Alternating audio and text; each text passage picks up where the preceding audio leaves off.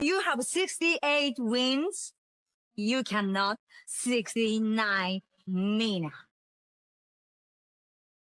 Hey everyone, it is the center of attention, Brittany Brooks, and you are watching Simply Reliable Studios. Come on over, Simply. I'm being see, earlier I said something stupid to him, and now this is my receipt. Okay. Sabu's just sabotaging you. Yep. He sure did. Hijacking. Yeah, he's taking over. Hijacking is a better word. You're right. Good luck. What up, everybody? This is the People's Babushka, and you are watching Simply Reliable Studios. Shout out to Simply Reliable Studios making their Symphony debut, sponsoring this match and the entire Dragon Kai demonstration. What's up, everybody? It is the hottest flame, the realest Hogan, the bionic baddie, Kiera Hogan, period, and you are watching Simply Reliable Studios. Say his name and he appears. I believe in Noah. I believe in Datula. The Meltzer of the multiverse. I know. Who the fuck wants to compare themselves to another? How much of a mark do you have to be? You couldn't even pick a professional athlete. You went with a fucking journalist? Grow up, man. We just want to say thank you to Simply Reliable Studios for voting us as Tag Team of the Year. Of course. Because you know what they say, right? If you can't swim, You're bound to drown.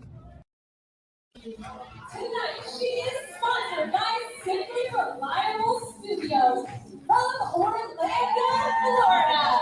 She is everybody's favorite BFF, Izzy Marino.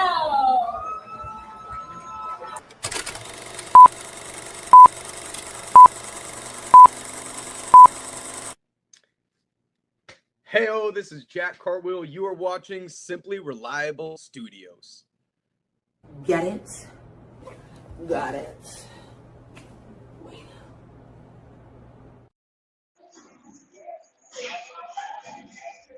What is going on, everybody? Of course, I'm Mr. Reliable Walter Cruz of the Simply Reliable Studios. Not so reliable today, as I made a human error. Of course, we're allowed to do that.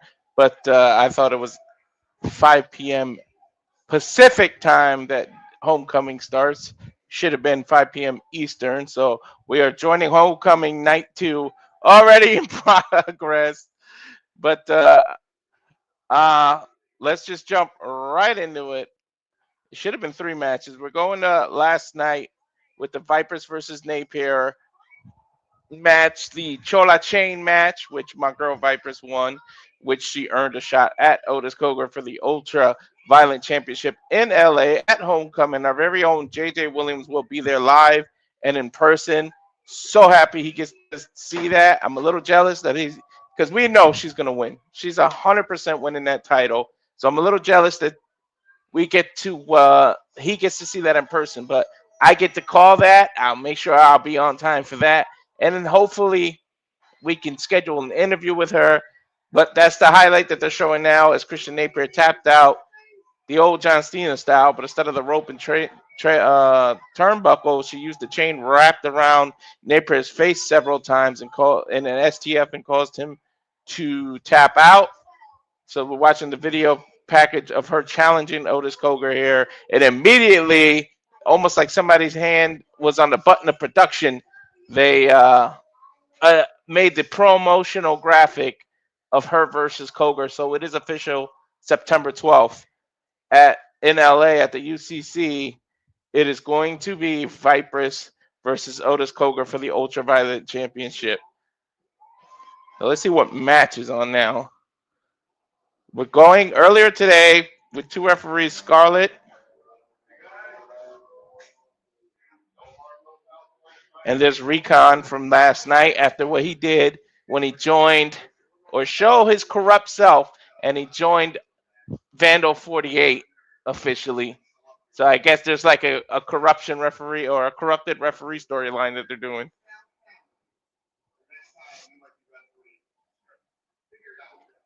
Figure out what you're going to do the next time you have to referee. Recon saying, come on, dude.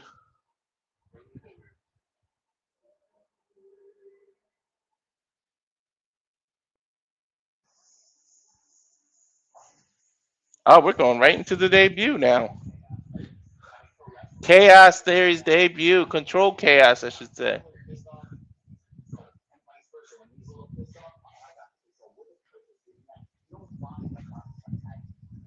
So this should be, unless, card subject to change, they changed it. It should be Jay Lucas and Teriyaki, top team versus Control Chaos, Kid Chaos, and Papa Juice.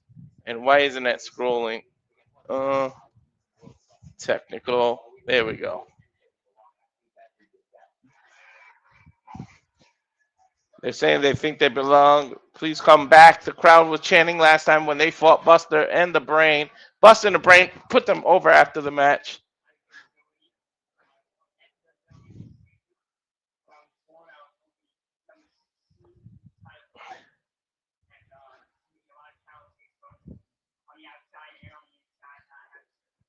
They're giving the story behind the Chaos partners.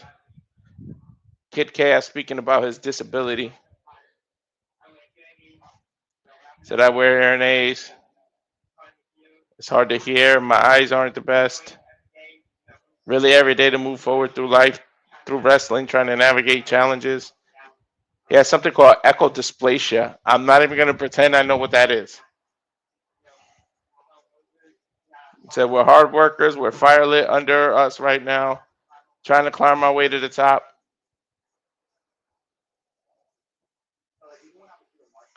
So even when I was doing martial arts, leveling up my black belt, I was never just about getting that. Like I needed to get the black belt. It's just what I did. It's just what I do. We all love pro wrestling. It's what we do. We level up at JCW, and we're about to level up at GCW now. So let's freaking go.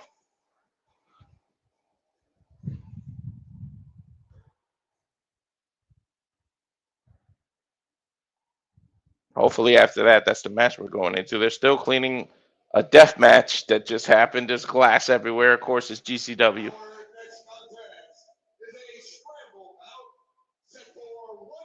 Oh, nope. They're going into a scramble bout. And what's up, everyone? I'm doing well, Matt. How are you?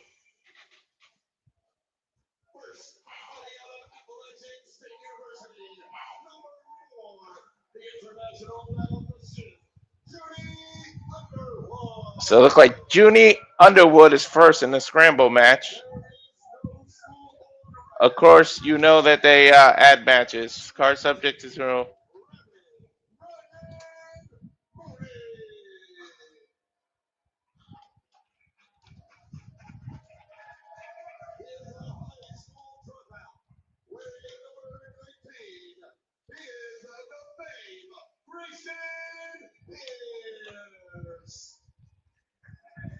Grayson Pierce.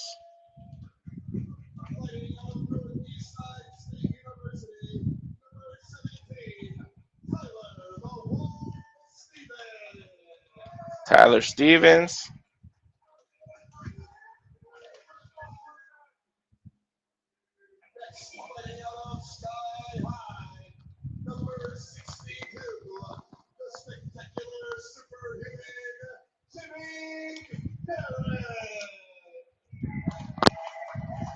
Damn mosquitoes. Jimmy Garrett.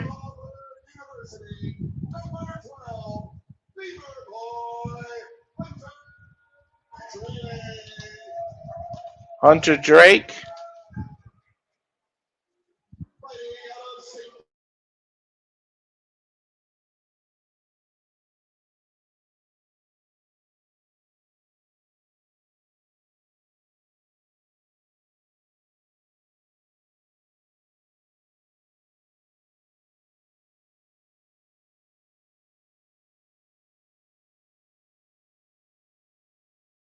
Unannounced.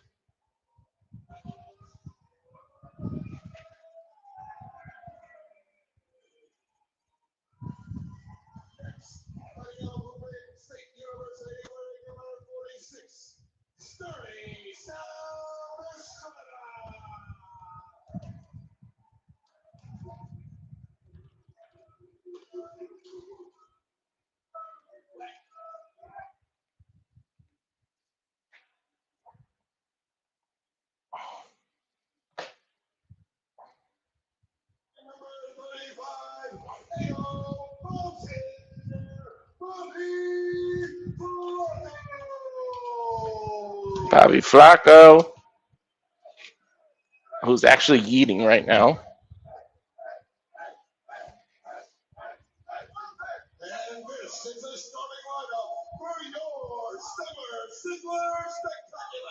The starting lineup for your summer spectacular. And right off the rip, Bobby Flacco jumps off the top rope, double drop kick to two of them. Marbury getting a double clothesline. Now triple super kicks to the biggest man there, which is Hunter Drake. Now it's Junie Underwood. Ow! Hunter Drake and Tyler Stevens in the ring now. Junie with a little poke to the face. Ducks under a clothesline. Jumping knee buster. Ooh, takes him out with a crazy clothesline. Junie in the ring all alone.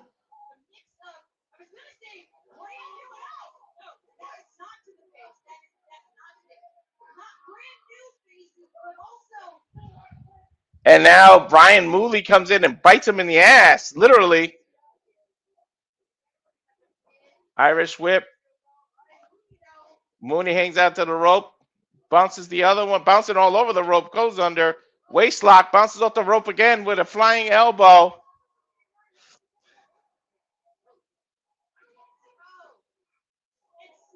Sturdy in now. Release, high release German suplex.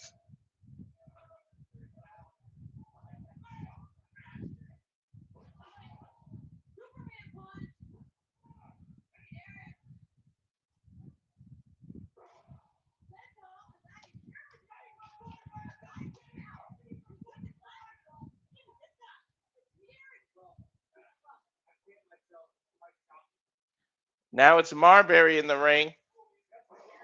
Doing the double dribble splash. Doesn't get to cover. Broken up.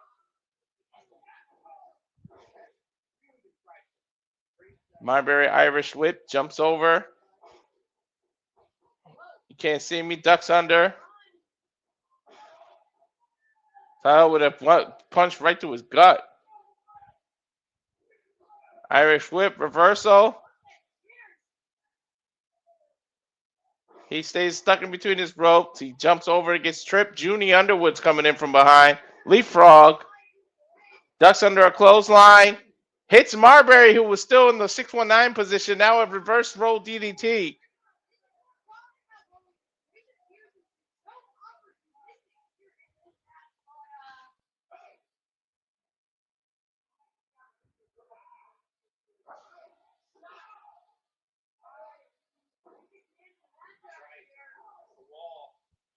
Ugh, brick wall now he ran into as Grayson Pierce, who was a humongous dude, came in from behind and just literally lawn darting everybody. Junie and Hunter are trying to double team. Two super kicks. Got thrown at him.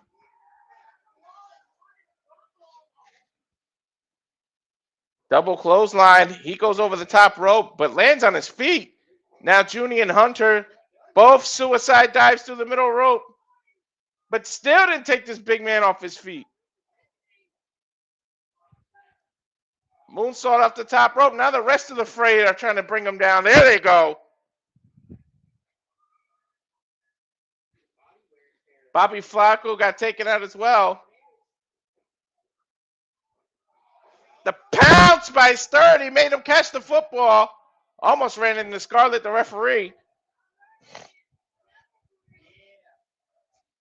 Think Sturdy's going to take his time at diving. His turn, I should say. Dives, takes out everybody like a bowling ball. And now spikes the football. We got football in here. We got basketball as Marbury gets his way back in the ring. Marbury bringing in his little personal mascot that's a basketball there.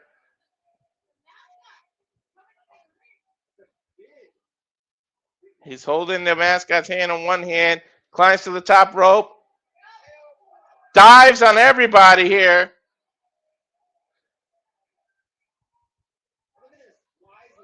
Marbury rolls Junie and now comes off the rope. Junie underneath the single leg drop kick.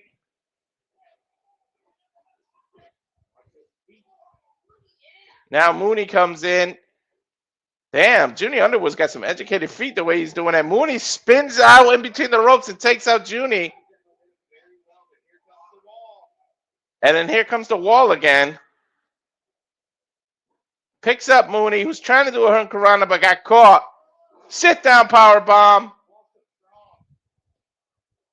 Doesn't even keep the cover. Might be a mistake. Marbury from behind. Ducking and diving. Oh, the break your ankle cutter. Cover. 1, 2. 450 breaks up the cover. Marbury had it there. But Jimmy able to come in with a 450.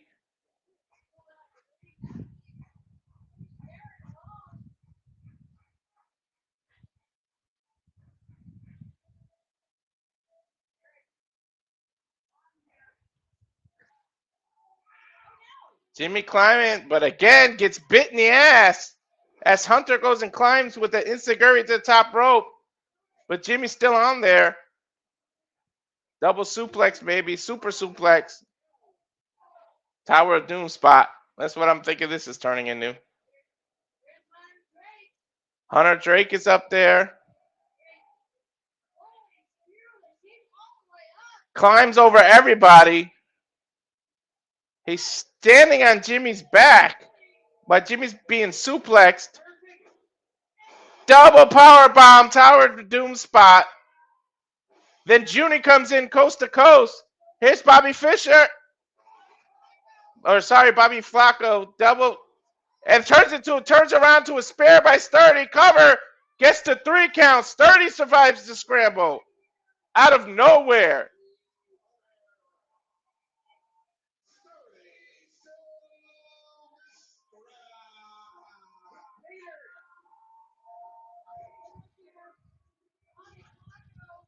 Sturdy able to take that victory out of nowhere. Flacco turned around and got speared.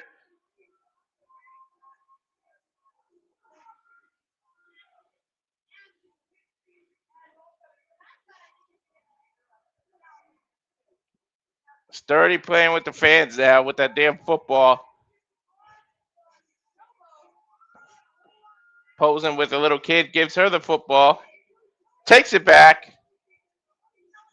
Sturdy, who's been partnering with Junie Underwood, gives him a high five, even though they just fought each other, and now they're getting their way out of the arena.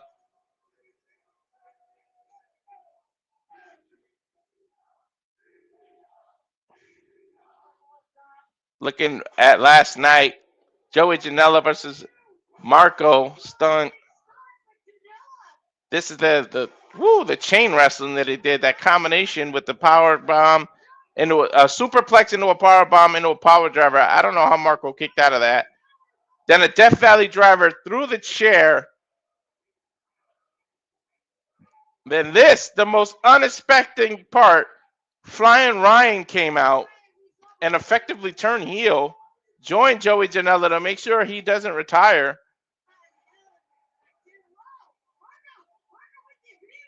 Then here's the ending here. Marco went to go charge at him. Flying Ryan grabbed his ankle.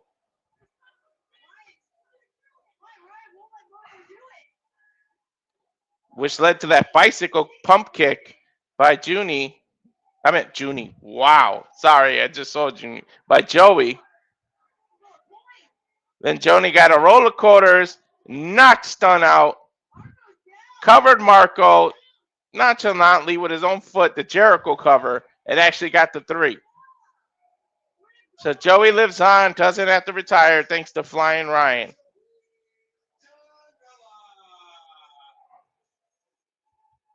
Even Alec Price put on the Twitter that Flying Ryan's been acting weird. And then last night, you didn't get to see this. Alec Price came up, busting the brain, asking Flying Ryan what his deal is. He said, Joey Janela did so much for me. How can I not? It's not the right thing, dude. That's not what Cheeseburger told you. That's not what we taught you. He said, he helped me so much. How can I not?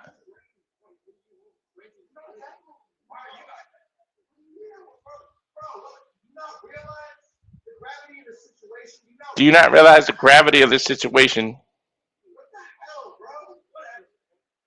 Flying Ryan said whatever and just walked out of there.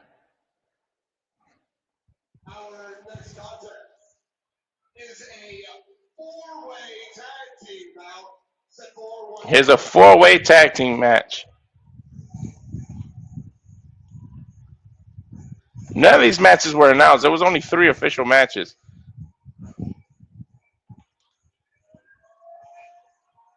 What is this? Daredevil and Wolverine.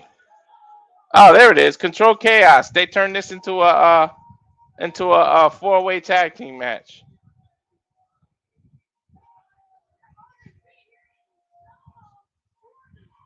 Control Chaos is here. So I guess I might as well use this. They turned it into a four-way, though.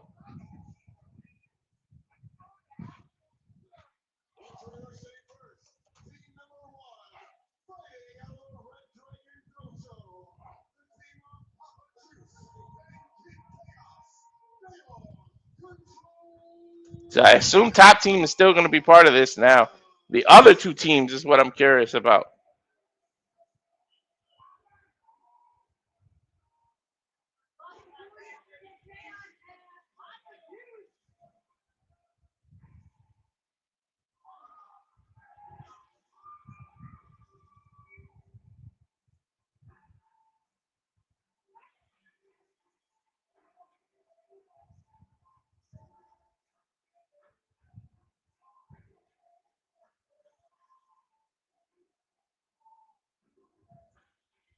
Sorry for the quietness in between. I'm trying to see who this team is.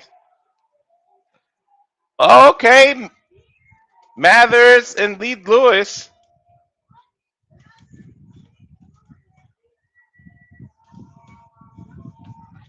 Yo, this dude, Lee Lewis, is being everywhere in GCW.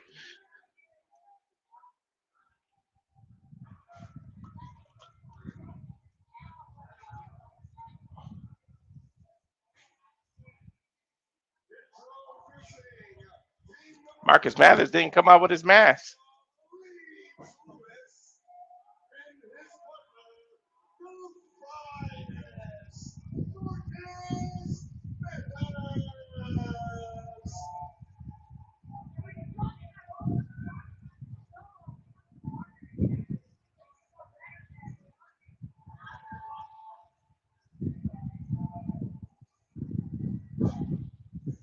Let's see who the third team is. Love the old school HBK shirt that Emil has, by the way.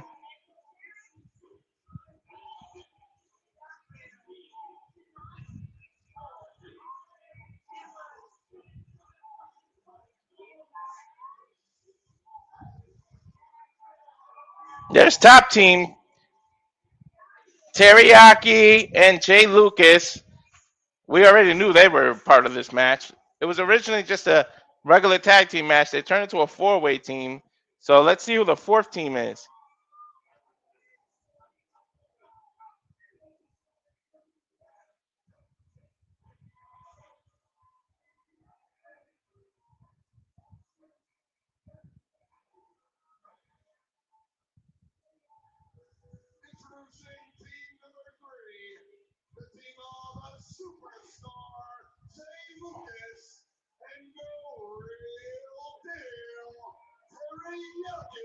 I'm going to assume Control Chaos is making their debut, so I'm going to assume that they're going to walk away with the victory, but we'll see.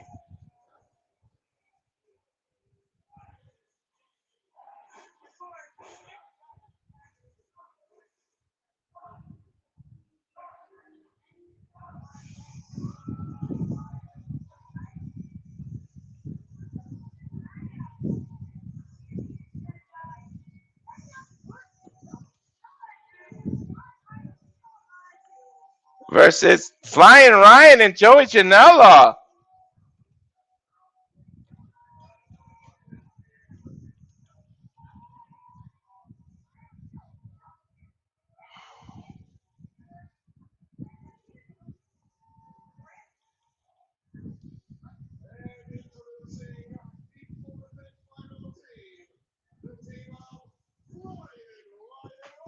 Flying Ryan O'Neal and Joey Janela forming a new tag team here. And Flying Ryan changed his colors from red to blue. Joey and Flying are just doing an uncomfortably long hug here on the side of the apron.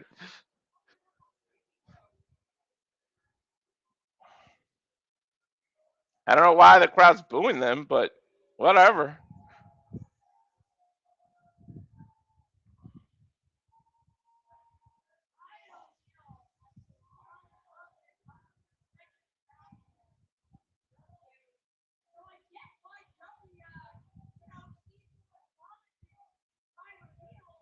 Crowd chanting, "Fuck you, Ryan." Crowd, if you love GCW, you love Joey Janela. If Flying Ryan didn't do what he did, Joey would have been forced to retire. Why are you mad at him?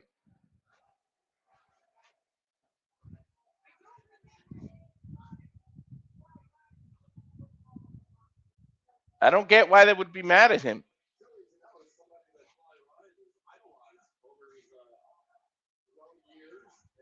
You sold out chance now.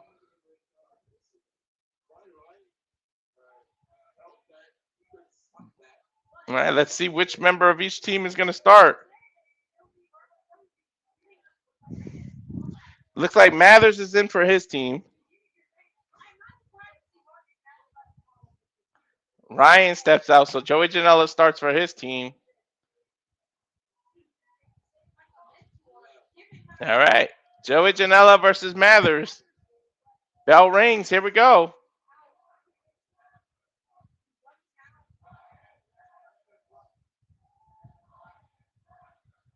Crowd chanting Marcus Mathers.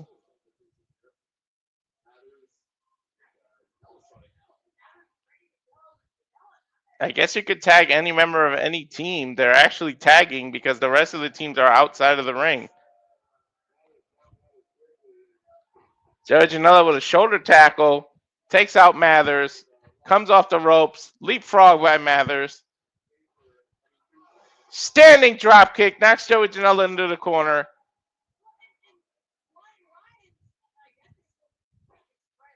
Marcus Mathers with a diving shoulder. Tries to do a rollover. A snapmare, but Joey hung down to the turnbuckle. Comes out of the corner, elbows Marcus Mathers. Now with a right hand, Joey. Irish whip to Mathers. Mathers crossed through the ring. Steps on the outside. His partner, Lee Lewis, comes in without being tagged. It's GCW, folks. Casadora, Bulldog. Flying Ryan comes in, pushes Lee Lewis. Lewis backs in the top team's corner.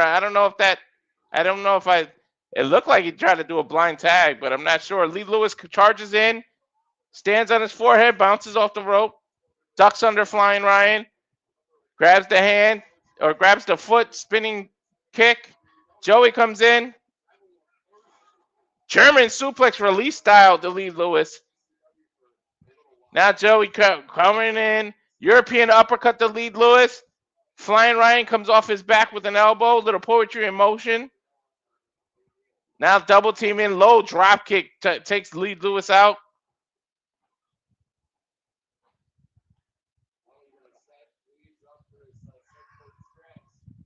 Now the surfboard, the Mexican surfboard. And then Ryan comes off the rope with a forward drop kick. There's top team, double drop kick now. Top team coming into the ring for the first time. Control Chaos is yet to be involved in this. Nice double teams by top team. Flip over cover, 1, 2, kick out by Flying Ryan. Lucas comes back in. Here's Chaos. Both members in. One dressed as Wolverine, the other is Deadpool. Fist bumps top team. Here we go. Chop fest exchange. Double spinning kicks. Roll under. Take out of the legs. Double super kick. Opposite sides of the ring. Sling blade, each of them on the opposite side. Joey Janela comes out of the corner.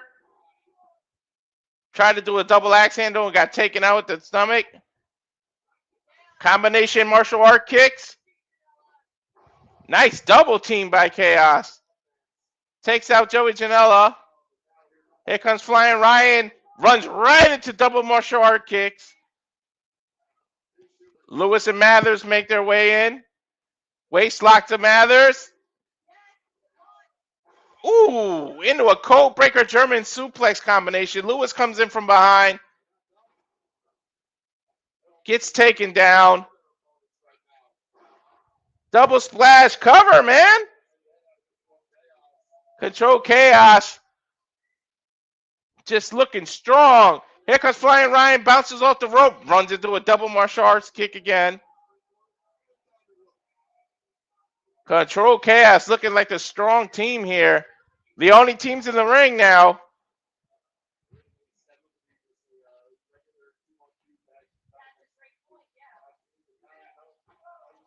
Tries to do a kick on the side of the ring to Joey.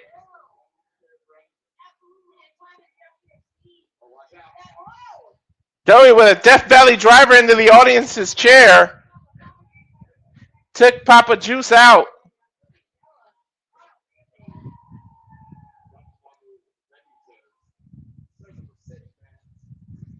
Puts Kid Chaos in the ring now. Butterfly German suplex by Janela. Covers Chaos. 1, 2, kick out by Kid Chaos.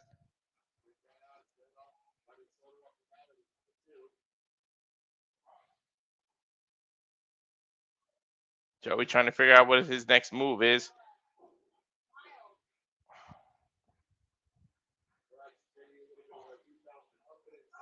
Nice chop by Kid. Just different. Nicest chop to a front hand chop.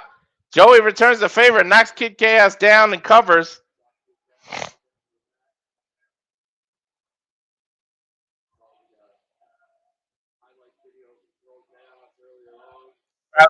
Fuck you, Joey. European uppercut to Kid Chaos. Irish whip. Ducks under the clothesline. Ducks under the elbow. Sling blade by Kid Chaos. Papa Juice pops up on the corner, trying to get the crowd hyped. Waiting for a tag. I don't know why. No one tagged here yet. But Flying Ryan bumps in, dives, knocks Papa Juice off the corner. Joey Janela picks Kid Chaos up. Hits him with a forearm. Tries to do a gorilla press slam. He slides off his back, tags in Marcus Mathers, who comes in like a bat out of hell with back elbows and drop kicks. Nice power or scoop slam elbow drop combination. Mather Irish whips Joey Janela into the corner. Rolling stunner. Blue Thunder Bomb. Well, release Blue Thunder Bomb by Marcus Mathers. And even Marcus Mathers knows to not go for the cover at the Blue Thunder Bomb. Picks up Joey Janela. Flying Ryan comes in from behind, takes out Mathers. Just wide forearms to the back of the shoulder. Leave Lewis in now. Running Bulldog combination into a head scissors takeover. Takes both opponents down. Slides down. Martial art kick from the apron. Marcus Mathers comes in with a running boot. Lewis throws Mathers at Flying Ryan, who does a diving elbow out of the corner. Running stunner into a Pele kick. Lewis off the rope. Twisting moonsault. Comes off the top rope with a regular moonsault cover to Flying Ryan. 1, 2. Kick out by Flying Ryan. Mathers and Lewis working well together. But here comes top team. Teriyaki going nose to nose with Lewis. Crowd hyping both teams up. There we go. Forearm exchanges here.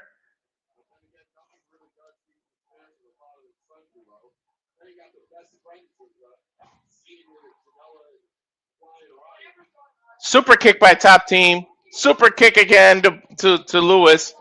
Mathers comes out of the corner with a big boot. Lucas Irish whip. Mathers reverses, takes him out in the apron. Lucas with a forearm. Teriyaki runs in, gets backdropped into his partner, but he rolls back in with a destroyer. Wow, nice combination. Nice reversal by Teriyaki. They pick up Lee Lewis with a double team.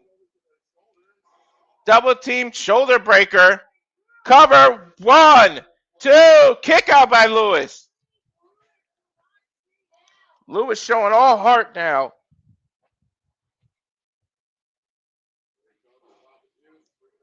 Here comes Juice. Comes in. Rolls in. Double drop kick.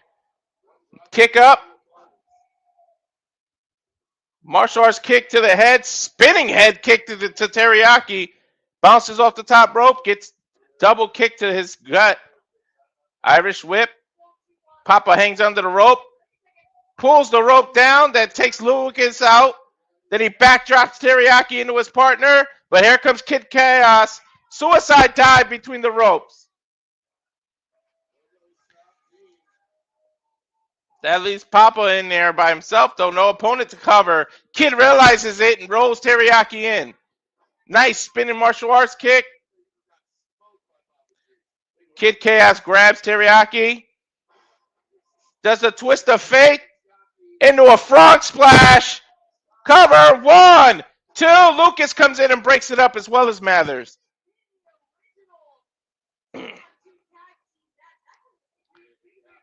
Mathers throws Kid Chaos out.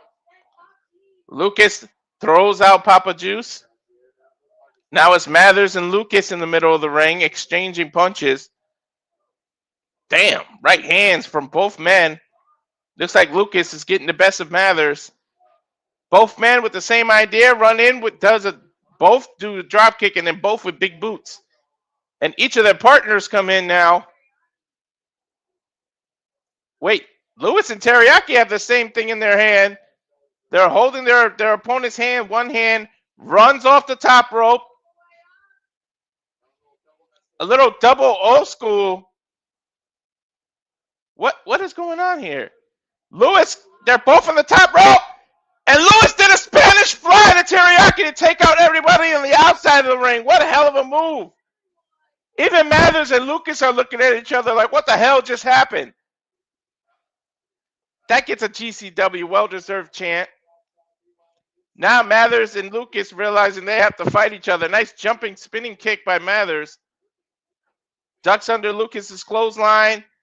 Comes off the rope with a nice spike power driver. And here comes Teriyaki. Casadura. Power bomb. Sits down. Mathers kicks out. Lee Lewis comes in from behind. Springboard destroyer. Takes Teriyaki out. Now is Joey Janela in. Chop into a super kick by Teriyaki. Joey Janela then super kicks Teriyaki, but he kicks up. Jumping in Saguri. Joey Janela bounces off the rope with a spinning lariat. Chaos with a tornado kick. Jumping tornado DDT by Kid Chaos. Now control Chaos. Go to super kick flying Ryan, but he doesn't dive in. He saw what was coming. Now he dives. Does a springboard moonsault. But now look out for Lucas in the corner. Swanton bomb hits flying Ryan. Top team saying it's over. Double team maneuver here. Spinning power bomb. Cover. Marcus Mathers out of the corner. Does a moonsault. Breaks it up. This is hard to keep up with, folks. Joey Janela comes in. Jumping European uppercut to Mark Mathers. Now a superplex off the top rope. Hangs on. Into a twisting suplex by Mathers to Joey. Gets him in the corner. Now look out for Papa Juice, who's on the opposite corner. Coast to coast. He caught both. Kid Chaos comes in. Lucas and Kid Chaos jump at each other with diving clotheslines. Now it's Teriyaki Lee Lewis on opposite sides, jump and meet in the middle with clotheslines. Everybody's out. Everybody's on their feet clapping. Screaming GCW. The whole field has been taken out.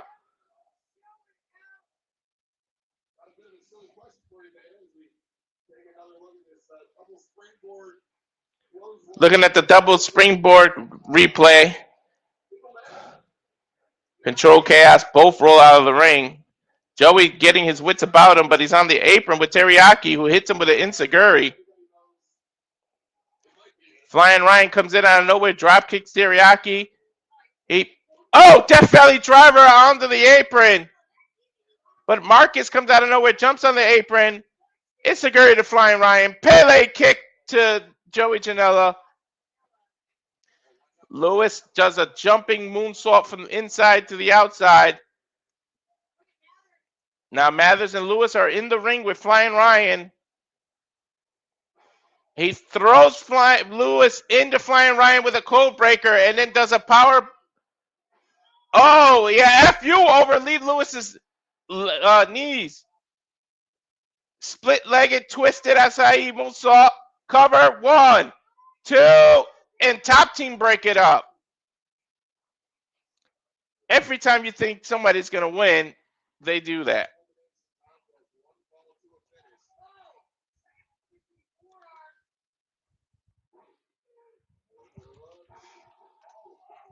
Double underhook by top team now.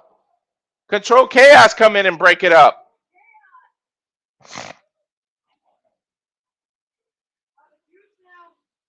Papa Juice picks up Teriyaki. Double knees. One from front, one from the back. A jumping, rising enziguri by Papa Juice. Kid Chaos comes in. A jumping, spinning heel kick while a sweep leg takeover from behind. Double team 1, 2. Joey Janela comes in with a chair and breaks it up.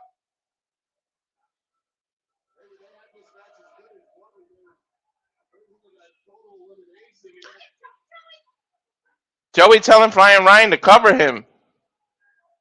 He just steps on it. Cover, 1, 2, 3. Flying Ryan covered him nonchalantly with his foot after the chair, and Joey yelled at him to not do a real cover, to do a cocky cover. And he covered Lucas, and Joey Janela and Flying Ryan win. Flying Ryan looked hesitant to take advantage of the chair shot there. So he may not be fully on board.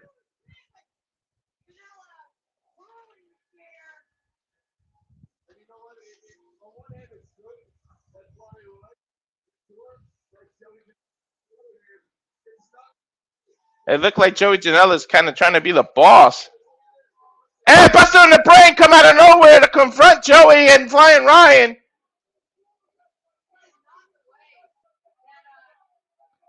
They're confronting Joey Janela. Flying Ryan turns them around.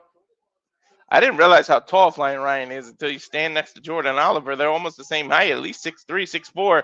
Joey Janela with double low blows from behind. Take out Buster in the Brain. Marco comes out of nowhere. Marco Stunt just dives in the ring and is beating the hell out of Joey Janela.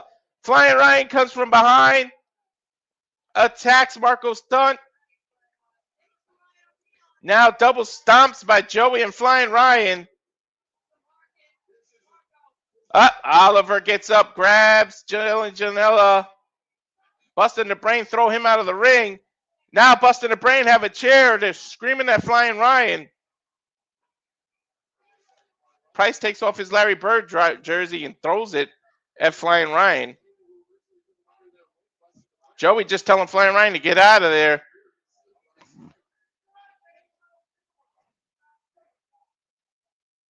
Flying does get out. So this might lead to some 6-man tag with Buster in the Brain and Marco Stunt, and I guess Joey and Flying Ryan will have to find a third person. I don't know who would want to team with them.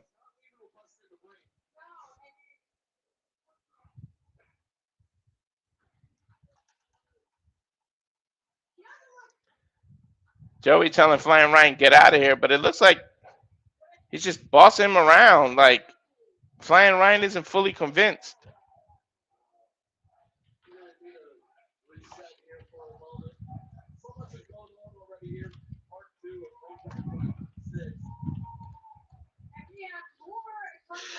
GCW, Mind Your Business, Friday, September 11th, from the Quarry and Jefferson County Fairgrounds in Denver, Colorado.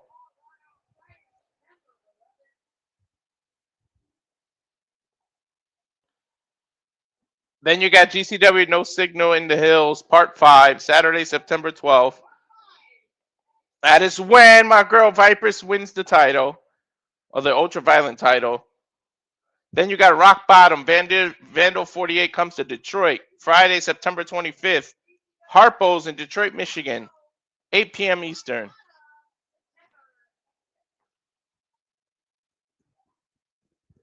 GCW returns to Cincinnati, Ohio, Saturday, September 26th. The 20th Century Theater. Then The Last Frontier, the sequel, Friday, October 3rd, Arctic Rec Center, Anchorage, Alaska.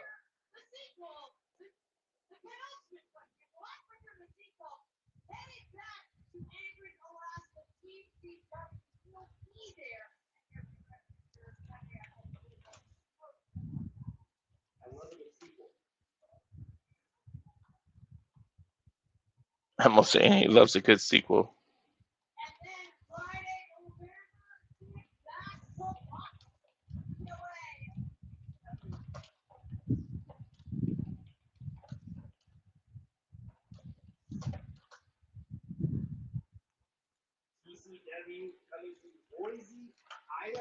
Then the Boise, Iowa, Idaho. I can speak English, people, I swear to God. Sunday, November 15th.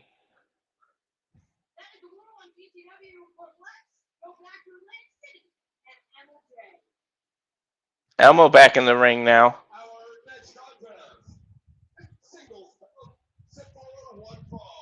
This should be Beastman versus Dr. Redacted. Oh.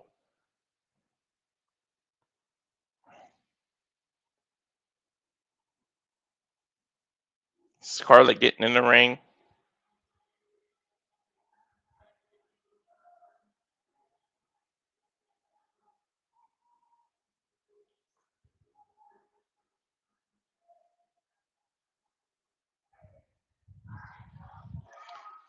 I love it. Nope, it's not. It's Corinne Joy.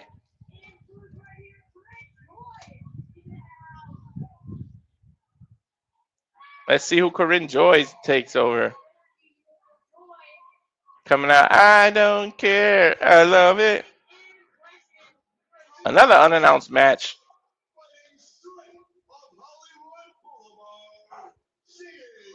Okay, nice entrance and split by Corinne Joy.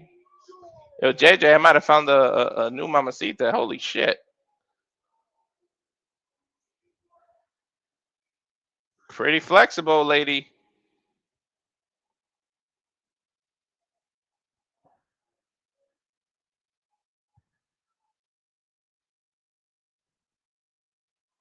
Who's Corinne Joy gonna take on?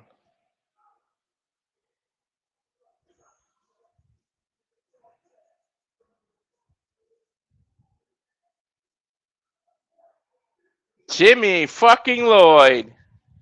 Jimmy Boy Lloyd.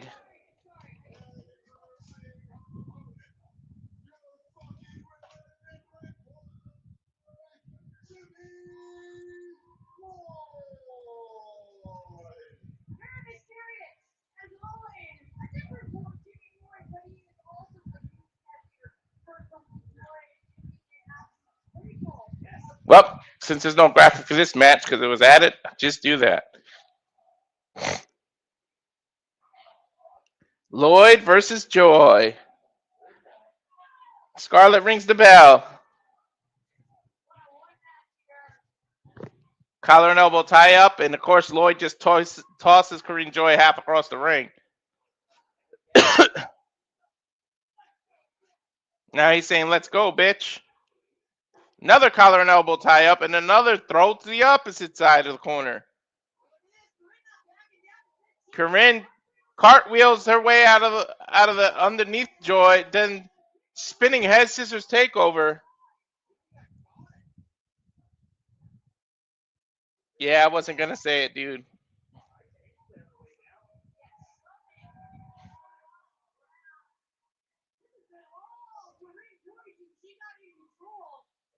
Corinne throws Jimmy Lloyd back into the ring. Climbing the corner. Splashes. Jimmy catches. Oh, no, the Michinoku driver, but Corinne Joy kicks out. Now, ground and pound.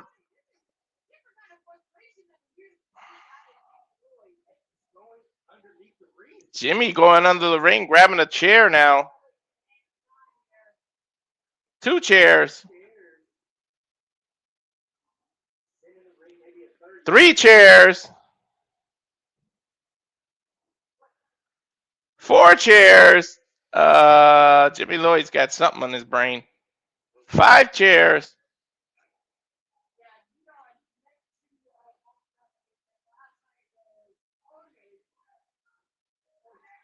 Puts the front of the chair right to the stomach of Corinne. Now he's setting the chair up between the 2 turnbuckles, the top and the middle.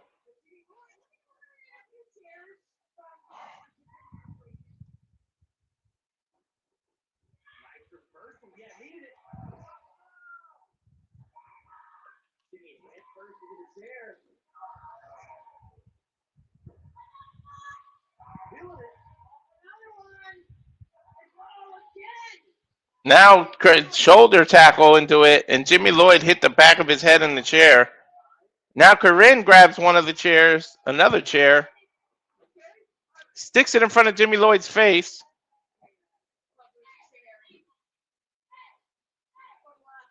She's spinning around. Front drop kick.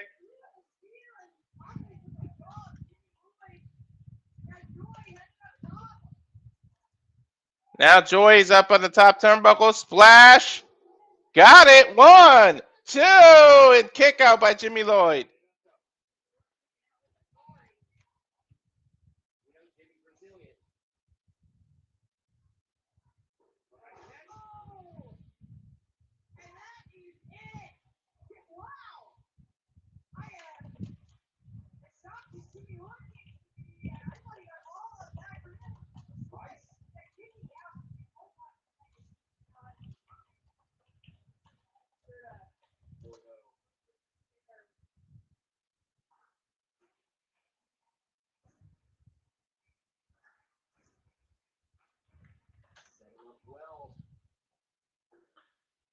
Jimmy Lloyd sets up a 4 stack of chairs.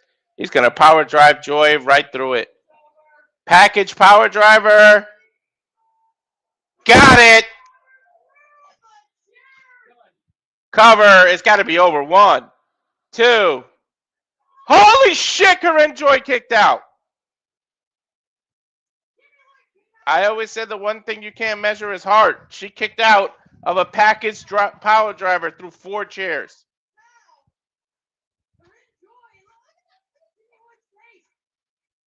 Jimmy Lloyd looks frustrated as hell right now.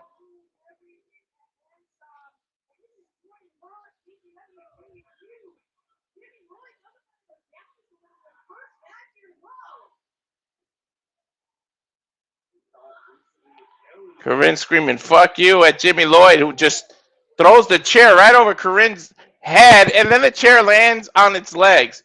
He couldn't do that if he tried again.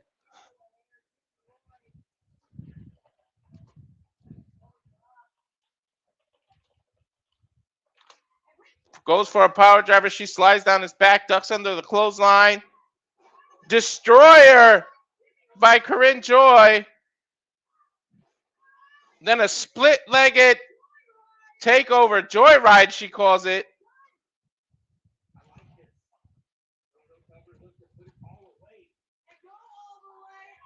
Jumps off the turnbuckle, split-legged splash, cover. 1, 2, kick out by Jimmy Lloyd. Oh no!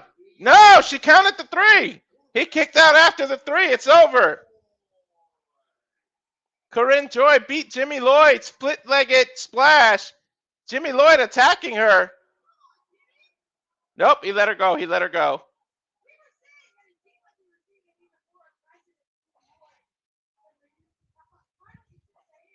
Now he shakes her hand and comes out of the ring.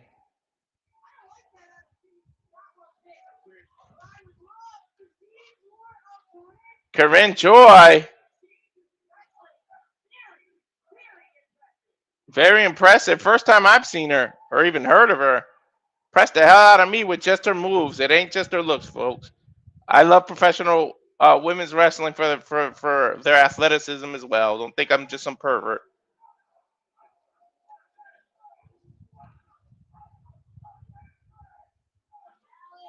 As we take a highlight of last night in the tag title match, gonna go ahead and show what else is coming up here at the Simple Reliable Studios. This is everything coming up, and I'll run the trailer here if I can find the trailer. Here we go. And now for a taste of things to come.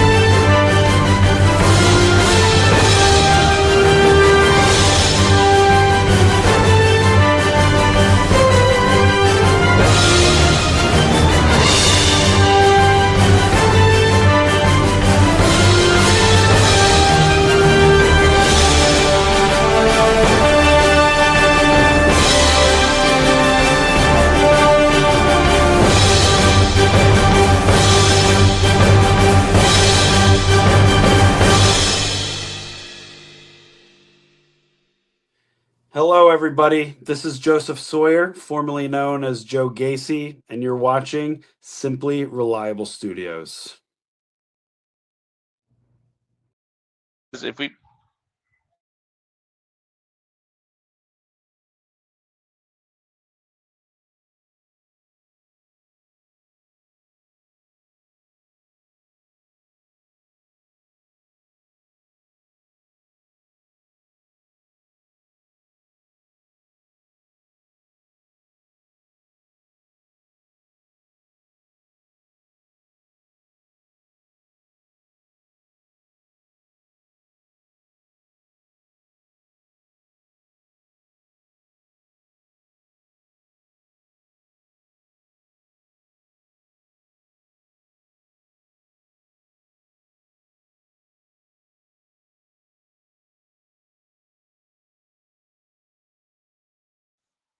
Sorry, folks. Working at the same time. Joe Sawyer making his first appearance as the GCW champion. Let's see what he has to say.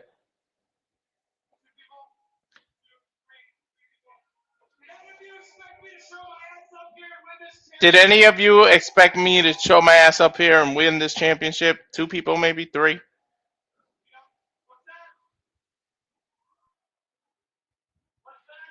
He's saying, what's that to the crowd? Okay. Anyway. Now he's getting "You Deserved It" chant.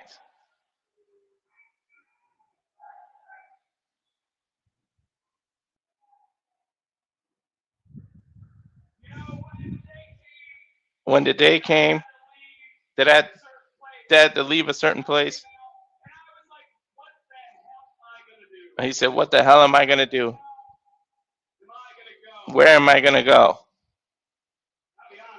I'll be honest. I was lost.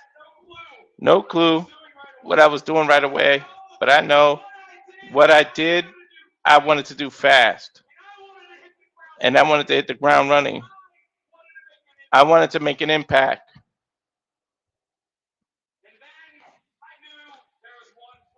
And I knew there was one place I could be. There was one place that grand out to me, one place that I always heard about, no matter where I was in the world, no matter where I was traveling to. I looked down on my phone at Twitter.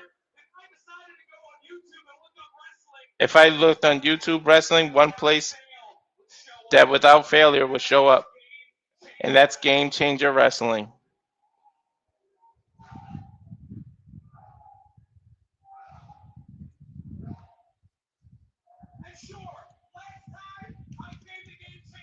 Last time I came, I wasn't somebody that was liked very much.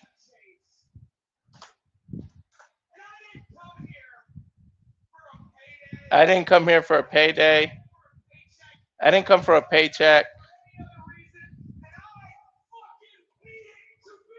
I just fucking needed to be here.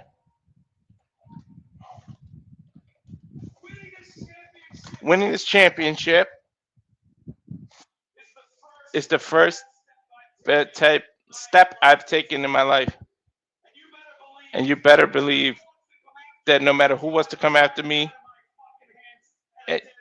you can't pry this out of my hands unless it's a dead body. I look around the locker room.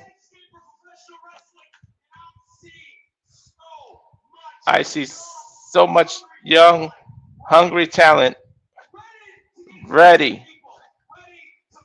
to fight, for championships like this. And it got me thinking, 20 years ago, when I started in this business, shit, that was me. That's what I wanted to do. I wanted to fight these guys, get these titles, get these championships. Now my plan is to usher in the new generation of Game Changer Wrestling.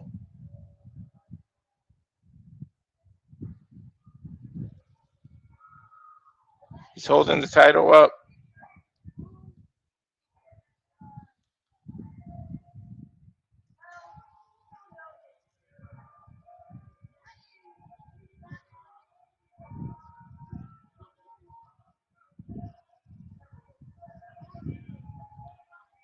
KJ Orso and Sam Stackhouse interrupting now.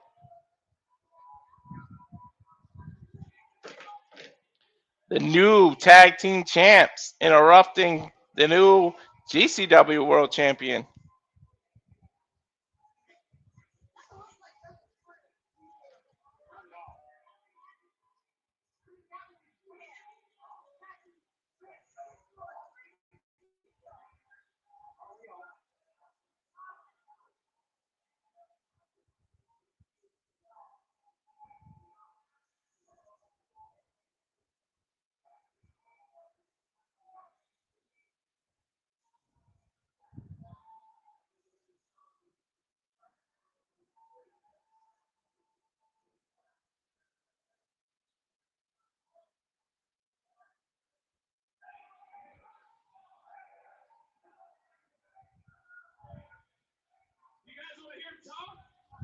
You guys want to hear him talk, Sawyer said?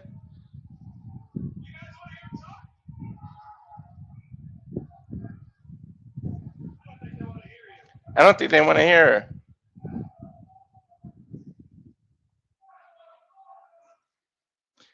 Crowd telling her to shut the fuck up.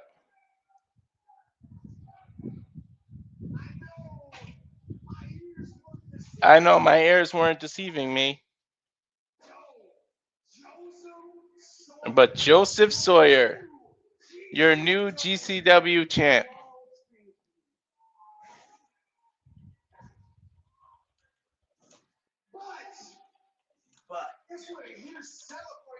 But you celebrating championship wins.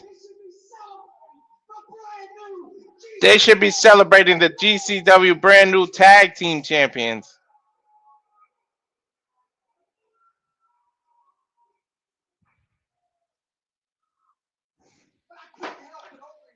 But I couldn't help to overhear you. That the next generation of GCW. Joe, that kind of pisses me off. Let me fill you in on the landscape here at GCW.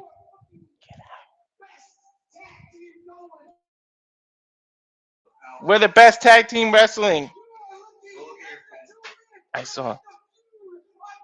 We're looking at the feud of the year last year. Damn sure it won that for me.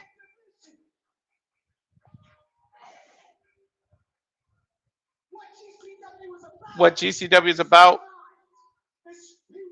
It's people and making it. And I don't have to tell you.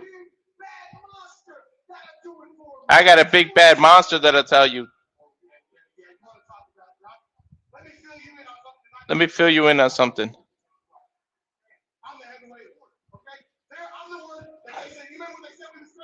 You remember when they said we were crazy? All those drives, all those sleepless nights. Oh, they said it can never be them. That's what they said. It can never be you.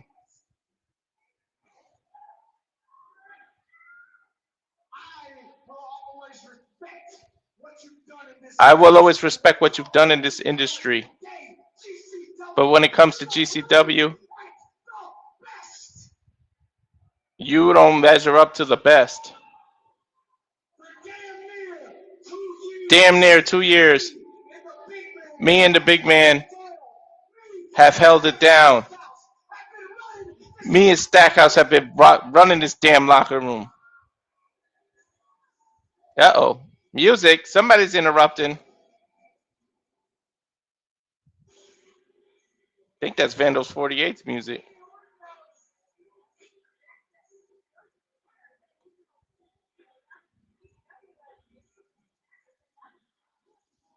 Damn sure is Vandal 48's music. Ah, they got the referee with them. It's Atticus and Napier and Recon.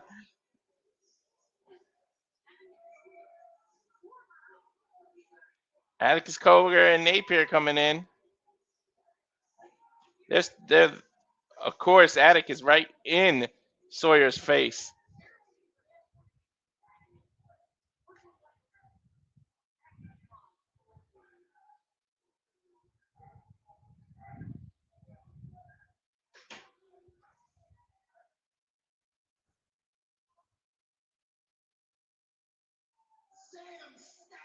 Sam Stackhouse, KJ Orso. Congratulations on becoming the new DCW Tag Team Champions.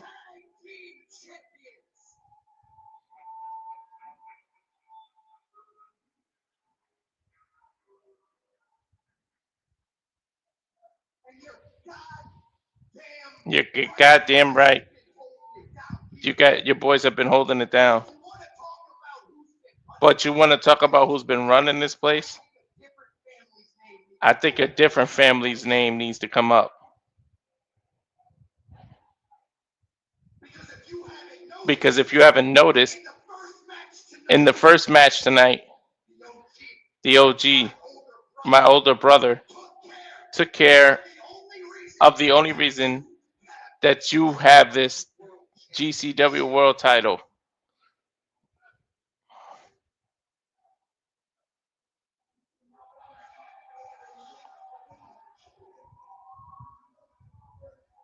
Elbows up. Viper's music is interrupting. Are we about to get an impromptu six? What are we doing here? Viper's coming out.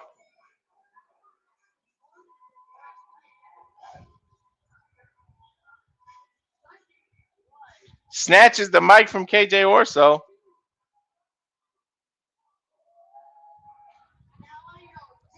Nah, I know damn well the two loser of Vandal 48 Ain't talking about who runs this place.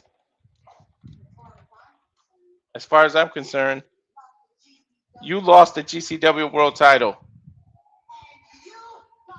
And you got dog walked last night like a bitch.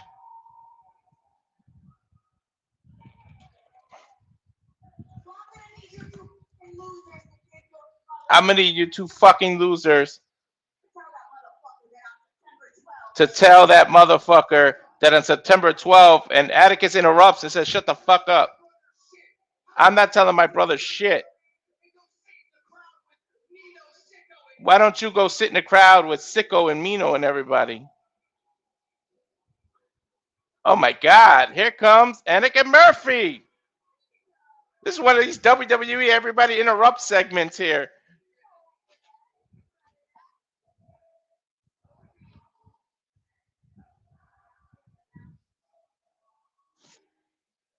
KJ's just leaning and laying on his title now.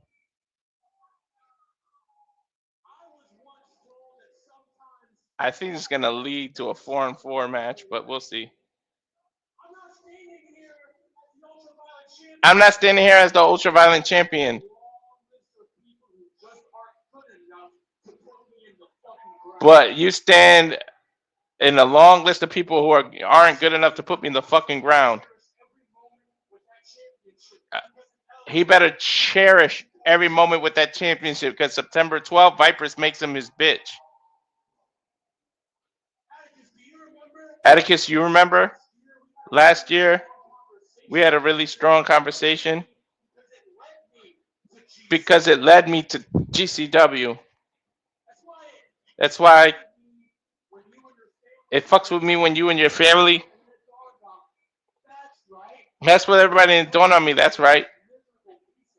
You guys are all just miserable pieces of shit. And the most hated. If you think I'm wrong, then okay, September 11th. Let's see if the great Atticus Cogar can put me out of my goddamn misery. Recon, can you come get this guy the fuck out of here?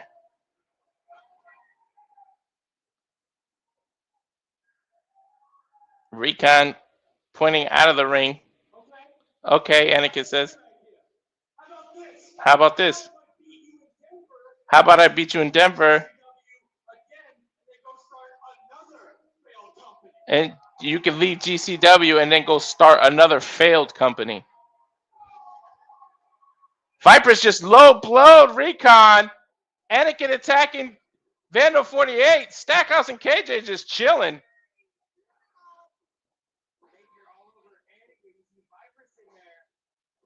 Now KJ and Stackhouse attacking Joyce Sawyer. Everybody going ham.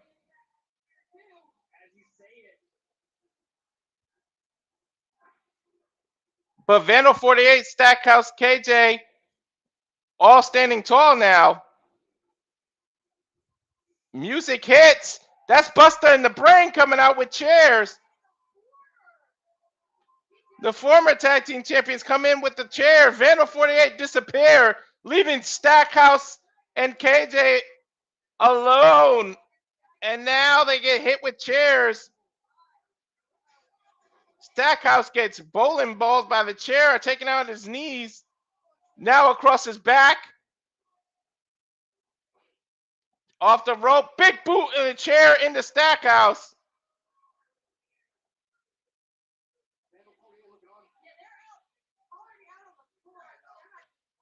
Buster in the Brain and Sawyer. Murphy. And Vipers all standing tall in the ring. Stackhouse and KJ getting out of there. Recon standing with Vandal 48 on the outside. I feel like this is going to lead to some 8-person tag match.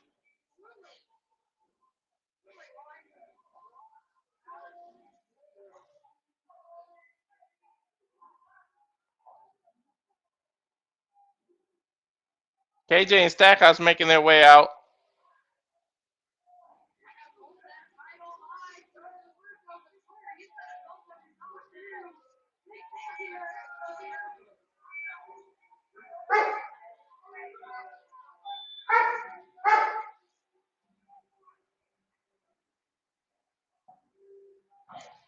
Busting the Brain, Sawyer, Anakin Murphy, and Vipers clear the ring now. Sorry, I keep swiping. Freaking insects coming in and out. Shut up, Ray. Dog barking.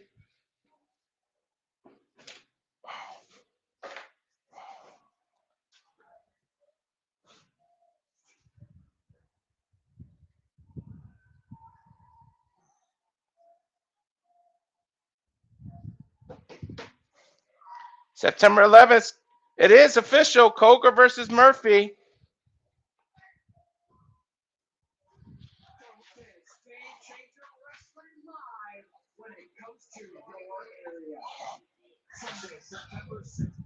It is official now. Now they tell you everywhere that the Mecca and everything is going to be. September 11th, GCW is back at the Jefferson County Fairgrounds in Denver, Colorado, followed by the next day, Saturday, September 12th. There's September 11th. There's the Denver, Colorado, where you're going to get Atticus versus Anakin. There's September 12th in the UCC, where JJ's going. September 25th is Detroit. Maybe Aaron goes there. We should all try to convince Aaron to go see GCW in person. September 26th, Cincinnati, Ohio. Anchorage, Alaska, October 3rd. Atlantic City, the Showboat, October 10th and 11th. Ridgeville Park, New Jersey, the 18th. Philadelphia, Pennsylvania, the 25th. Indianapolis, Indiana, November 7th. The 14th is November 14th, TBA. You could fit Sacramento in there. Boise, Idaho, November 15th. Ridgeville Park, New Jersey, November 25th. December 4th, Rochester, New York. And December 5th, my old stomping grounds of Hartford, Connecticut.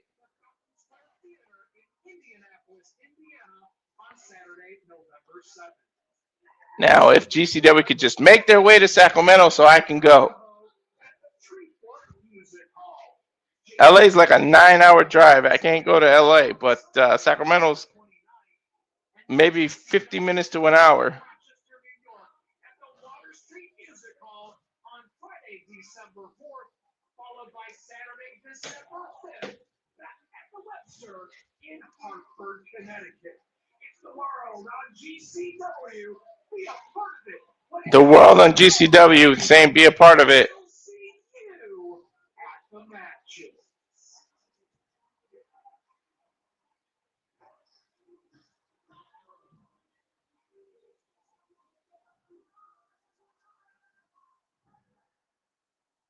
Uh-oh, fluorescent lamps. Singles bout. And it is a fucking death match. Is this Sicko and Nino? Thought it was a circus death match. Oh no. Uh-oh, shit. It's Beast and Dr. Redacted. Woo!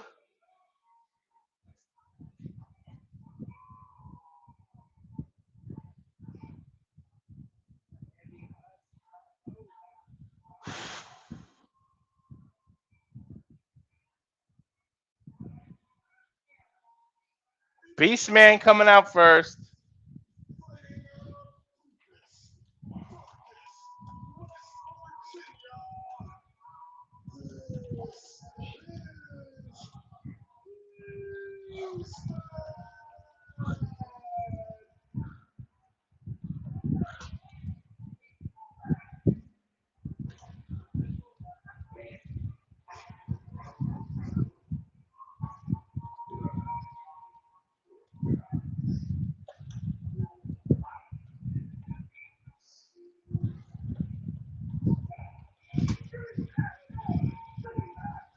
Here's Dr. Redacted now.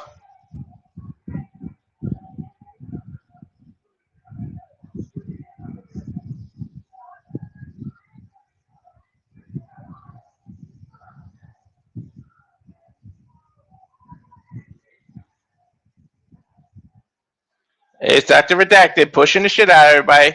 Oh, look, he's in an army shirt. He's got the scrubs underneath, but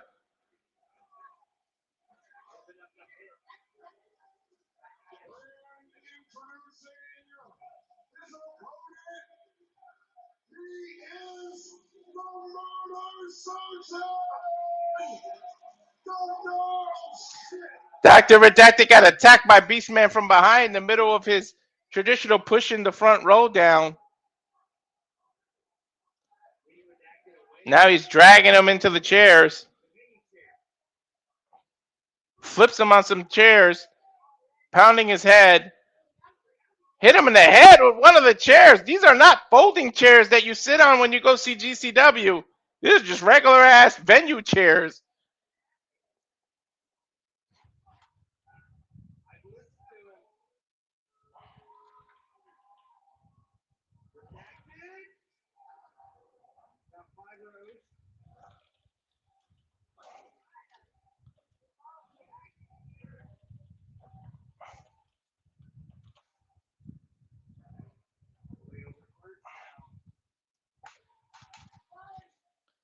Scoop slam on the hard floor out there by the merch tables.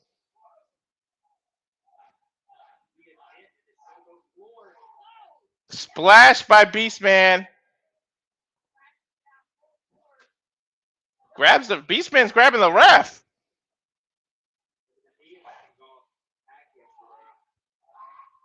More, huh? Beastman said.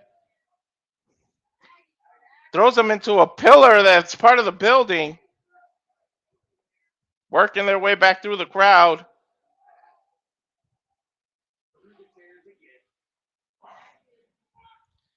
Charges at Dr. Redacted. Face first into the pole. Now he's just literally tossing the dang chair at him.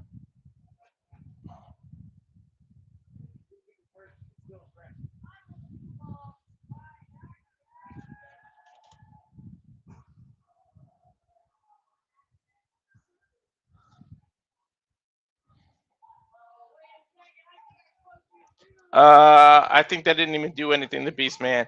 So Dr. Redacted has the light tubes. They're fighting over the light tubes. Dr. Redacted headbutts it, but I think he got the worst of it. And now those razor bed nails get smacked on the top of Dr. Redacted's bald head.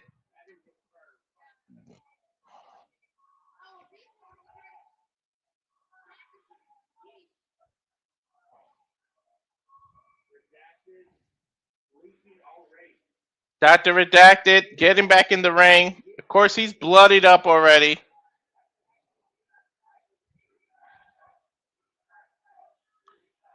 Beast climbing his big ass on the rope.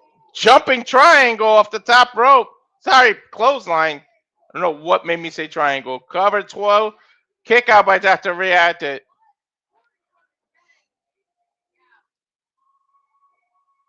Beast grabbing the rest, some more fluorescent light tubes. No, he grabs a sheet of glass.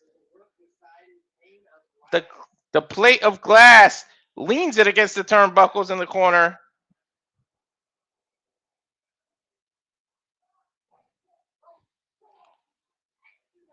Redacted with these cross chops. Goes and gets a fluorescent light tube. Smash it over Beastman's head. Backs into the corner. Front drop kick through the glass.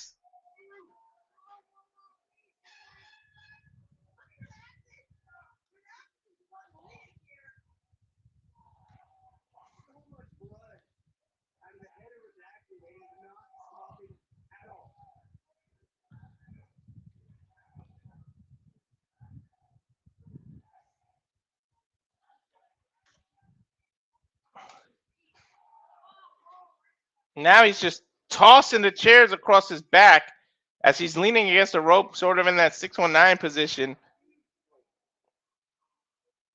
Beast is just getting taken out by these damn chairs.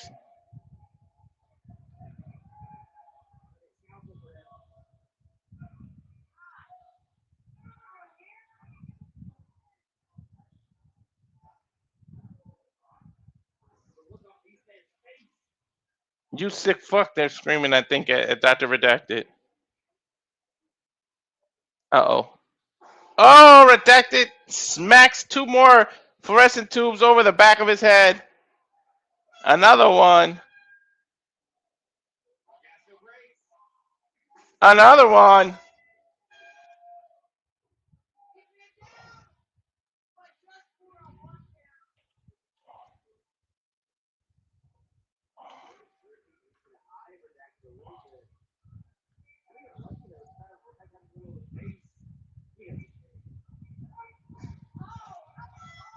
Yeah, a lot of blood.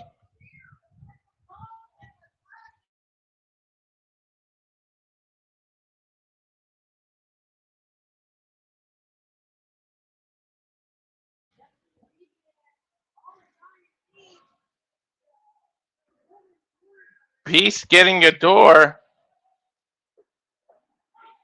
Just tosses the door nonchalant at Dr. Redacted's head. And you can see the blood stains on the door.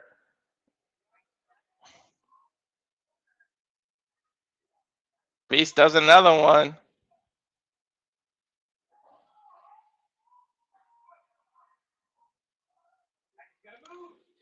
Oh! Cannonballs himself through the door and hits Dr. Redacted right in the chest.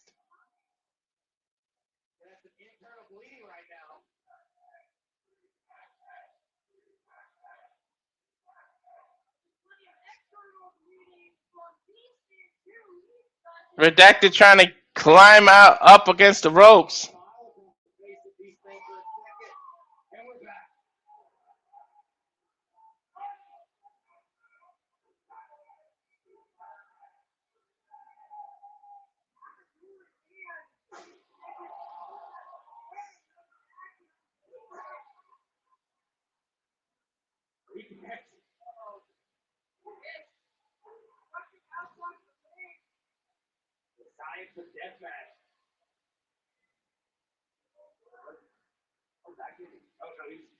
Beast grabbing Redacted in between the ropes. Not sure what he's on his mind. I think there's a door bridge under them. He picks up Redacted on the shoulder.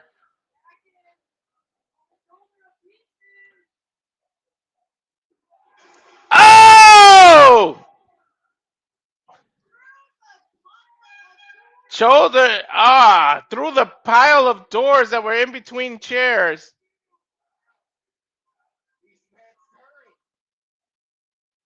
Both men bleeding.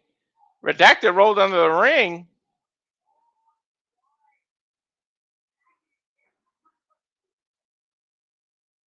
Take a look at the replay. Just drove him head first through all the tables.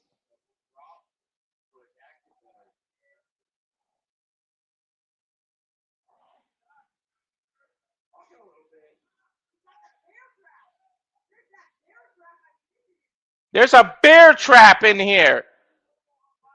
Beastman having a bear trap. Rolls Dr. Redacted into the ring.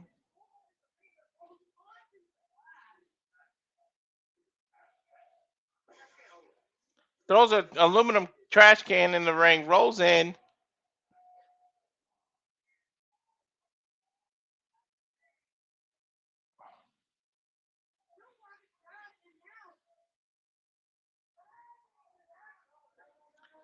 Drags Redacted. Power bomb on the glass. Cover 1, 2, kick out. Man, Redacted just loves being punished.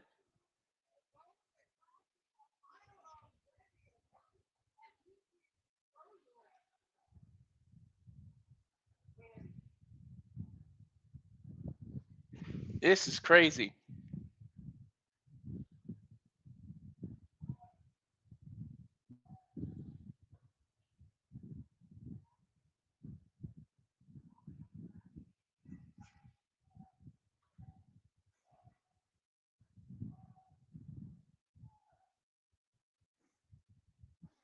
Now he put Redacted's head in the trash can, put a bunch of light tubes across the back of his neck, and Mr. Beast is climbing to the ropes again.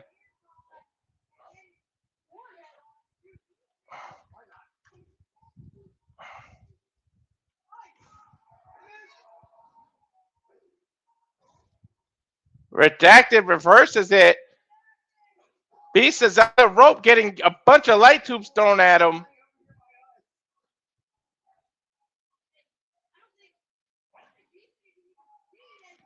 Beastman can't see. The bear trap to his head! He put the bear trap on his head! And then a snapmare takeover that lands his head right on the trash can.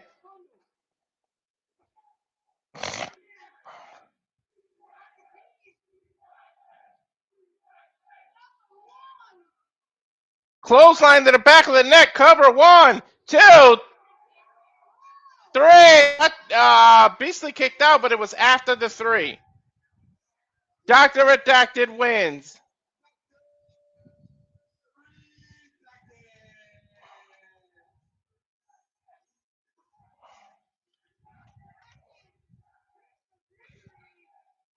Dr. Redacted pulls one out. Used the miss to turn things around.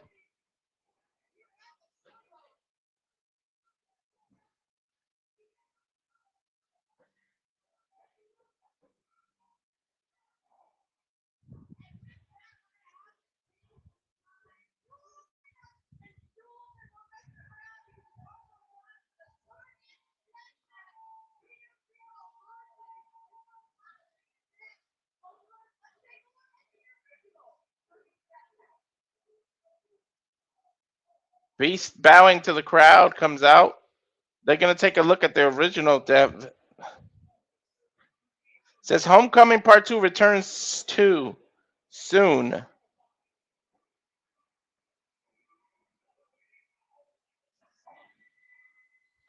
They're showing the highlights of the original one. There's JC Bailey.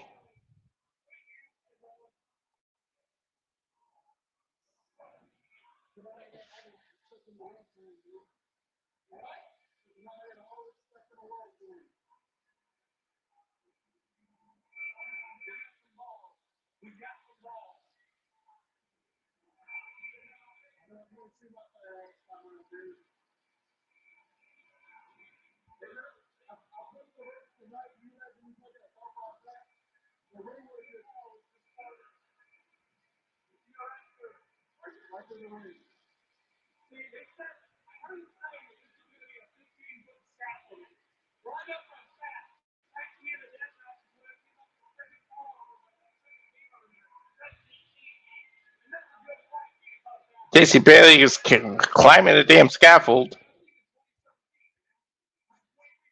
The top of the ring was all barbed wire.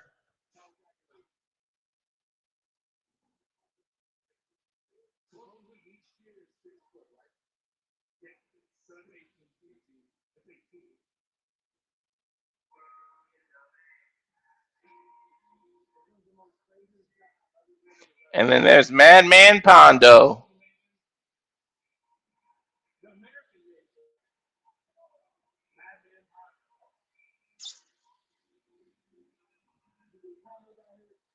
I think they're setting up the ring, so they're showing you highlights of the first crazy ass death match of this.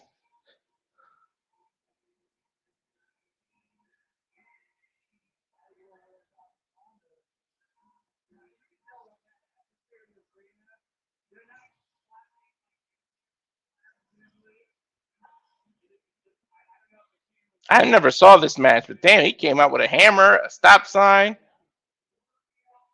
Oh, that's the microphone. I thought it was a hammer.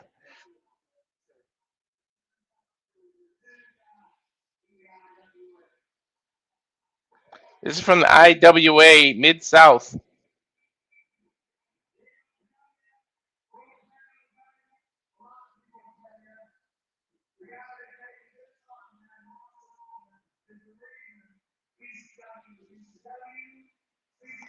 He said this is the reason ECW is ECW, CCW is CCW.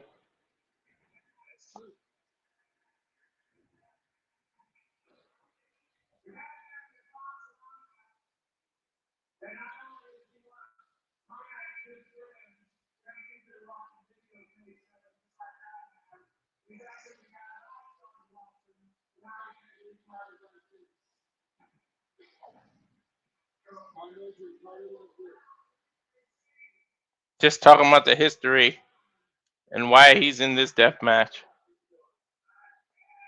and why they're in this building tonight.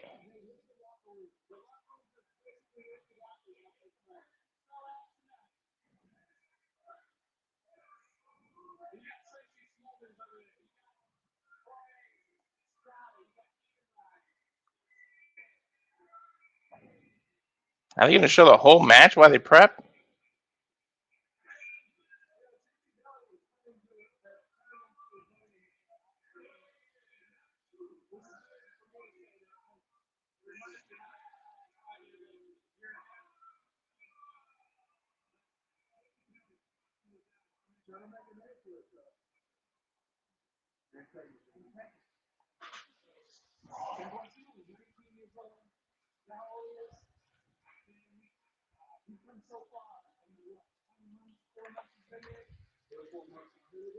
There they go. They stood on the outside, obviously, because the top of the damn ring was a barbed wire cage. Then they slid.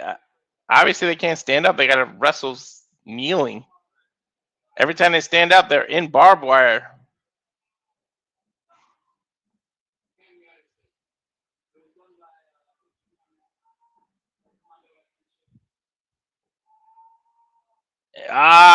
Immediately started using the barbed wire as a weapon.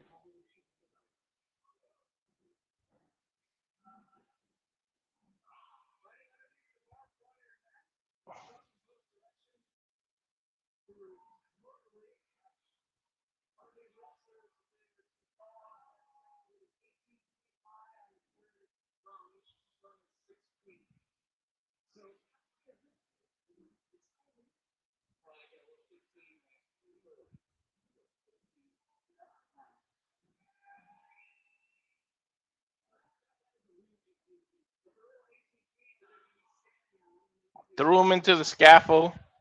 Not sure I should call this old footage, but they're just wasting time to set up the ring.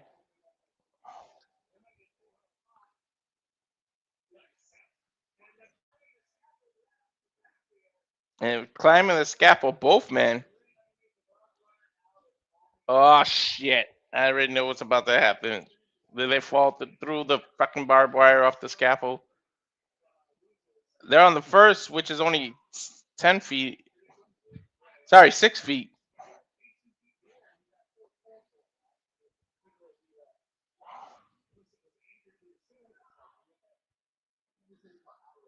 I'm almost nervous to know what happened here.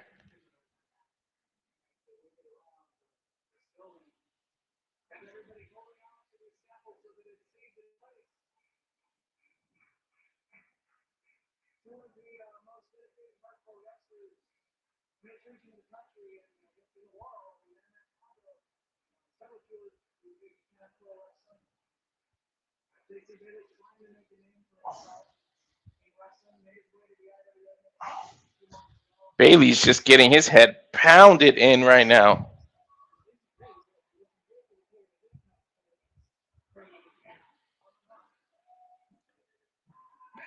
Up there he is. Bailey threw him right across the net of barbed wire, and he landed on it. He's gonna climb the scaffold and dive on him, isn't he? Bailey, you're a sick freak.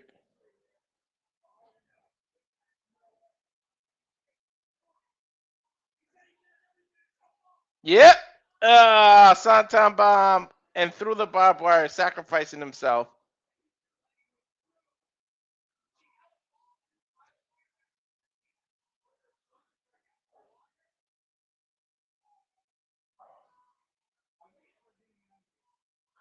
How will they even make their way out of there? Oh, stagehands help pull them.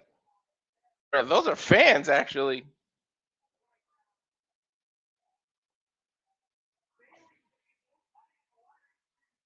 Bailey is crazy for that.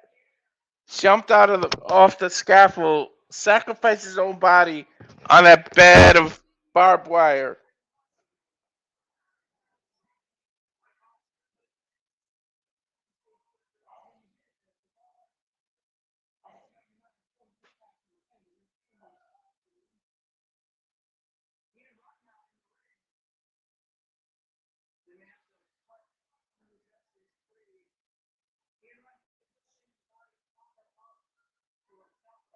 Dude is legit stuck.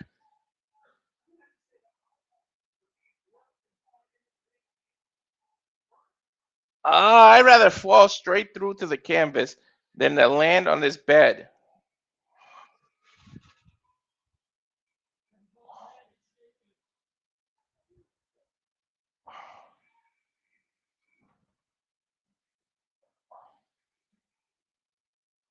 Holy hell.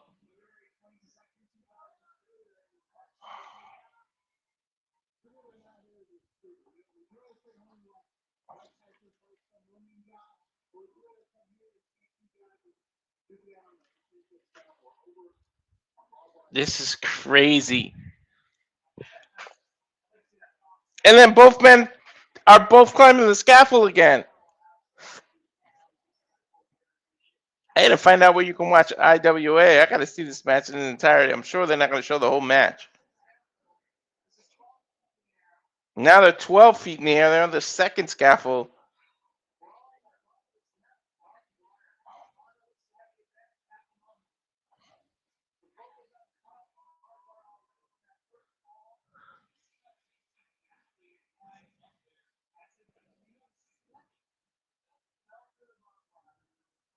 They are just teetering off of the scaffold.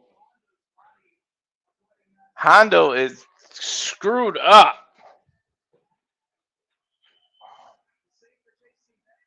He's standing up, about to throw JC Bailey off. What is he going to do? Is he going to do a rushing leg sweep? Russian leg sweep off the 18-foot through the barbed wire net. Holy shit. You sick fuck.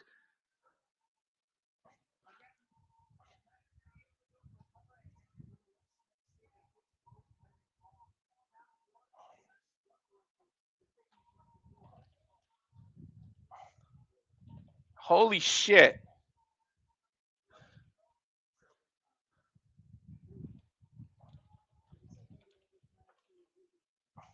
Same fans getting up, helping them out of that net. Wait, is this what that circus match is going to be like?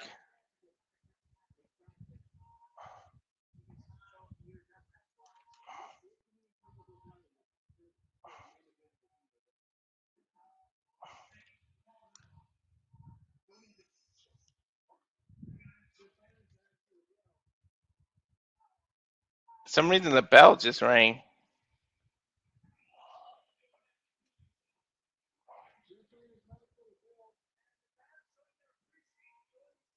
They called for the bell, but nothing happened. Bailey fell through the net into the ring. Now he can crawl out. Hondo, same on the other side.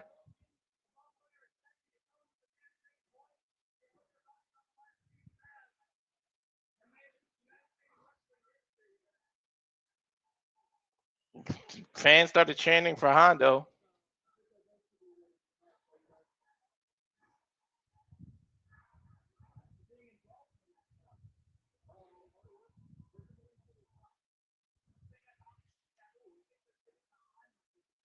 And they're climbing the scaffold again like some maniacs.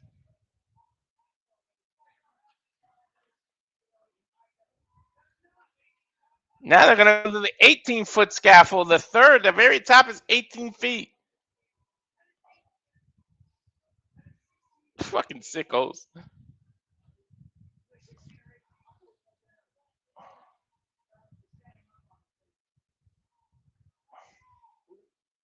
Yo, they are crazy. The platform and the scaffold is 6 feet every one. So they're on the third one, which is 18. They're on the very top of it. There's like a little door to get in, and Hondo's literally hitting JC with it. I don't know how that's holding their weight. Now what?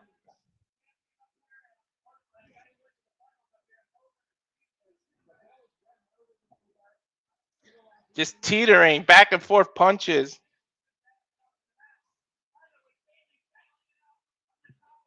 Hondo Bailey just battling.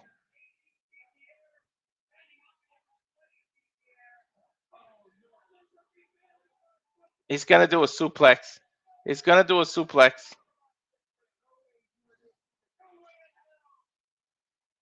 Apologize for the dead air, but working at the same time, I do got to answer phone calls.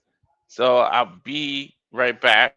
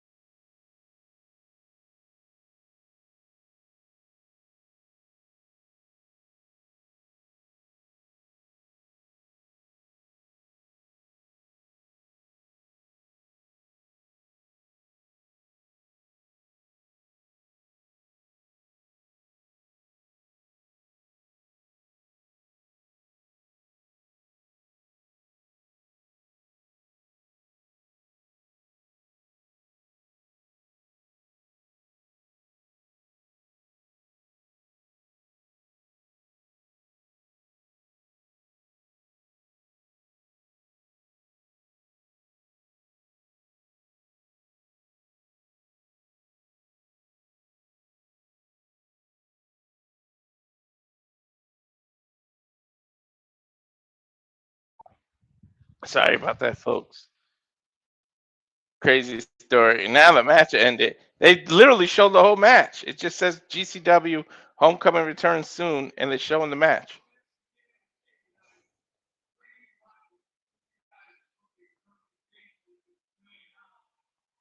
They had to rip the damn barbed wire to get both men out.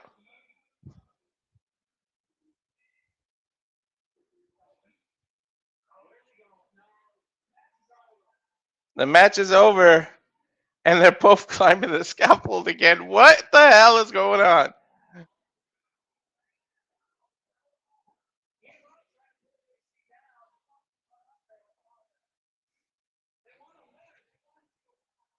I guess it ended in a tie, and now Hondo and JC won a winner. Now they're on the first scaffold. At least it's not that tall. It's only 6 feet, but jeez.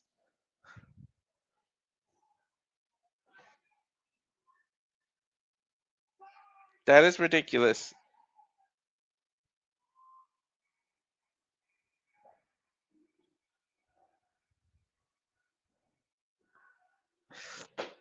Oh, are they going to celebrate or the fight? What are they doing? They're climbing the scaffold. Hondo making the crowd chant JC.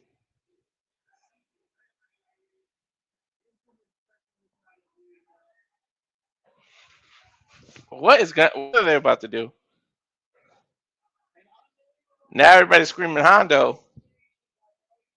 Now they're hugging it out.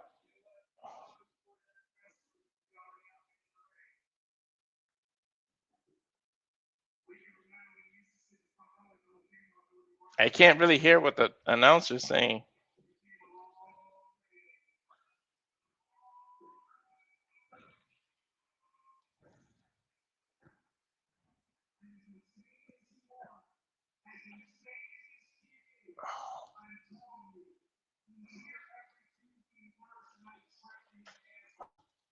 He said every Tuesday and Thursday he's out here training his ass off in wrestling because he's got heart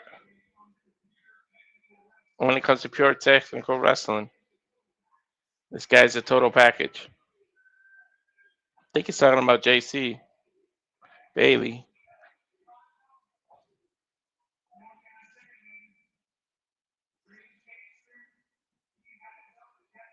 What can I say? Your dreams came true.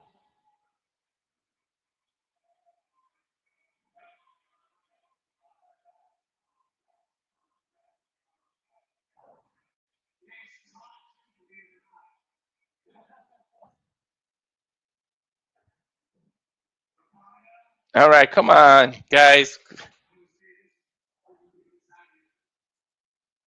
I'm gonna run the trailer one more time because they're going through this to set up the ring. I apologize that it's dead air, but let me run the trailer of everything you can catch coming here on Simple Reliable Studios until GCW. Look, I can't even talk. Comes along, but here's everything you got coming up. And now for a taste of things to come.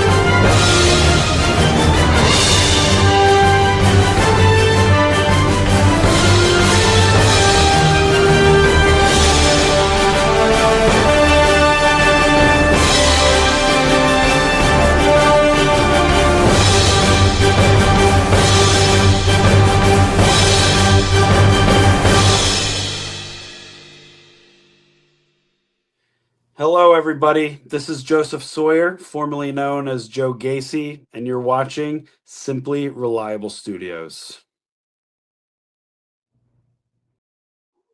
The GCW World Champion, all the wrestling and more. Because I think Volkanovski has a UFC fight coming up. I'm going to have to try to get that added to the schedule and see what else is on that day to see what me and JJ can work out. But that's UFC 330 in October, or sorry, 332. And now they're showing what happened after that fight. They're showing backstage footage of Bailey and Hondo's freaking scars and what the barbed wire did to them. First time and the last time, they said. They are bleeding out of every crevice. And now Homecoming returns in 11 minutes and 50 seconds. So what do you guys, I'm not trying to rip off Cody, but what do you guys want to talk about? I kind of wish I had my PlayStation in this room and at least I could play and do some split screen stuff while they doing this. But we know how it is in independent wrestling, how it is in GCW. They do the different timers. But what have you guys thought of Homecoming so far? What was your favorite matches? Obviously, mine's going to be the Cholo Chain match because Viper's, of course, and she's going to be the new Ultraviolent champion. But yeah, we got 11 minutes to waste now. They showed an entire old ICW or IWC, whatever it was, championship match. There was a crazy ass barbed wire netting ahead of it.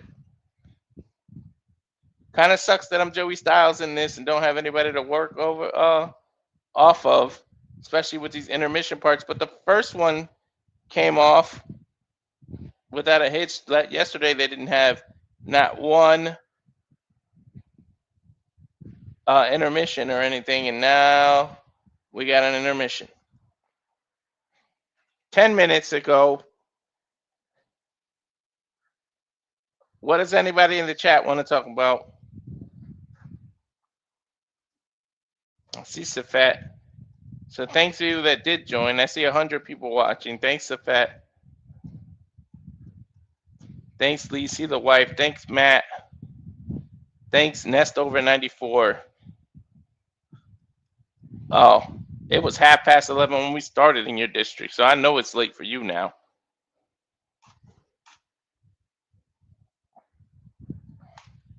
Well, while we got the 10 minutes, might as well do plugs, right?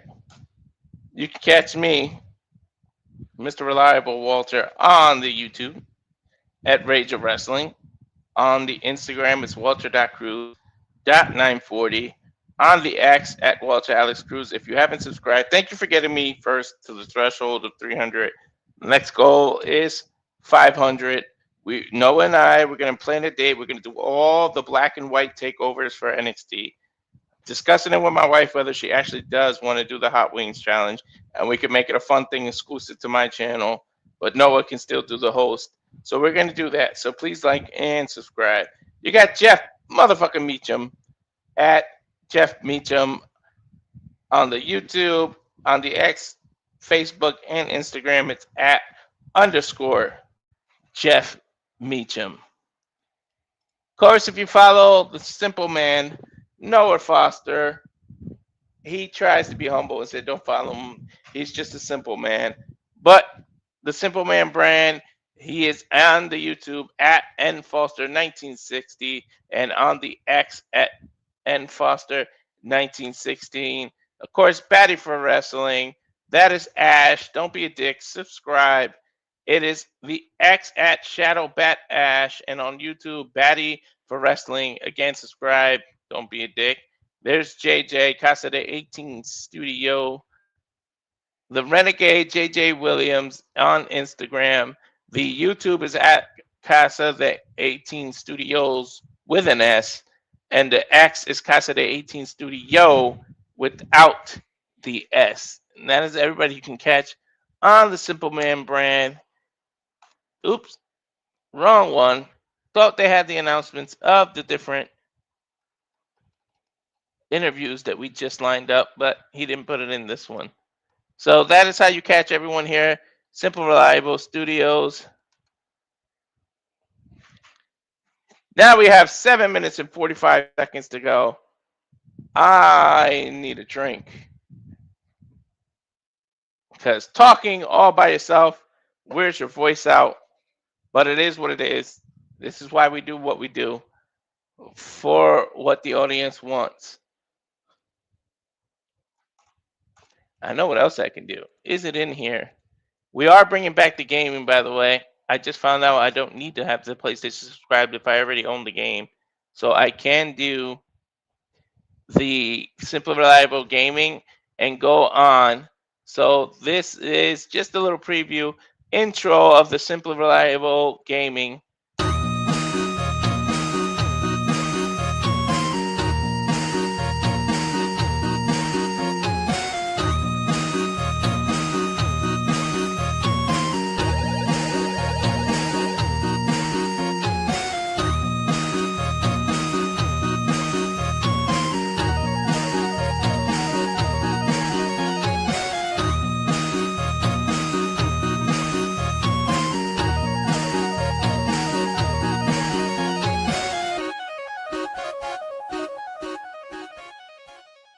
Get over here!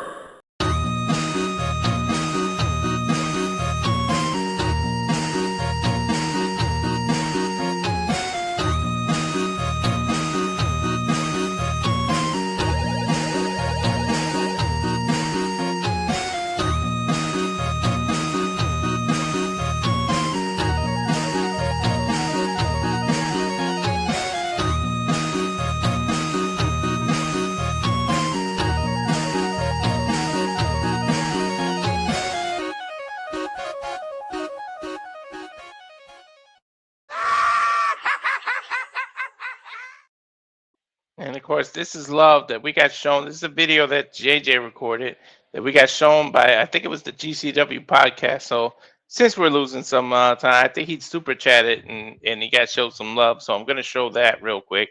That's only 28 seconds, but we still got 5 minutes and 25 seconds left before GCW comes back. Also, super chats are available. I want to thank those who, oh my gosh, did more come in? Guys? Casa, my gosh, guys, thank you. Please tell Yaki to check his emails. I messaged him from Simply Reliable Studios email about an interview as well. Okay, Yaki, Casa's a good dude. He'll definitely give you a good interview. Respects the indies and does it right. So I'll give you that much right there. So that was love shown by the GCW podcast where they had Teriyaki up there. He said he would check his email, so hopefully we'll be on the lookout for that, and we will get that soon. But we do have a couple. We even talking to a zebra soon. Working on Stackhouse, Sam Stackhouse. We're working on a lot of interviews, so big things coming for the Simple Reliable Studios. Hopefully Vipers after she wins the title, because she did like a tweet of what I said. So, like I said, we'll see big things. Jump on the train before it's too late, as Nick loves to say. Now we got 4 minutes, 10 seconds left. He did have a video. I remember he had a video of me and Brett talking. But I guess it's not in this studio.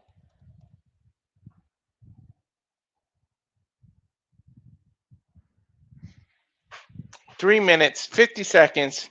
And hopefully GCW follows that. I guess they're setting up the ring here. During the clusterfuck? No, it wasn't the clusterfuck. It was one of the events. I know that they had this timer going and they kept restarting because it took so long to bring down the cage. It was like a death cage that me and JJ saw in person. It's cool to see how they do that, but man, did they take forever to take down that cage. And then they had to take it out of the where Jack Perry's car came out of the garage area there. So we got to witness that in person, but I know that clock reset it at least 15, 20 times. It might have been during clusterfuck because I know they had to use some time to take it down, and I don't want to go into personal things that happened on the channel on the call of that. is deleted off the channel for a certain reason, but I believe it was a clusterfuck. It was a long break that GCW did. So I do apologize that there's dead air or anything. I'm literally trying to talk through it, show you guys some video. Maybe we need to be. I'm gonna talk to JJ. Maybe little clips of certain interviews we could put on here, and we can play those during intermissions. Make it long enough so that it covers at least 10 minutes of any kind of intermission that GCW does.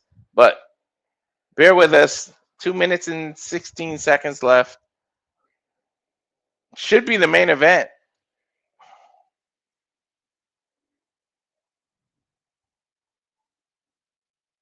And I don't want to constantly, I don't want to do the WWE ad thing and keep showing you what we got coming up on the watch alongs and updated trailer, because I don't want to kill you guys to death with ads.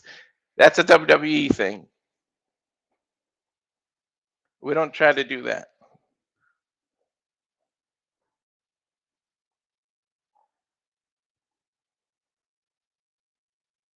One minute, 35 seconds now.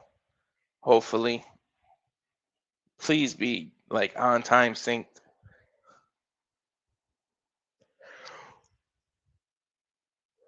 Excuse me.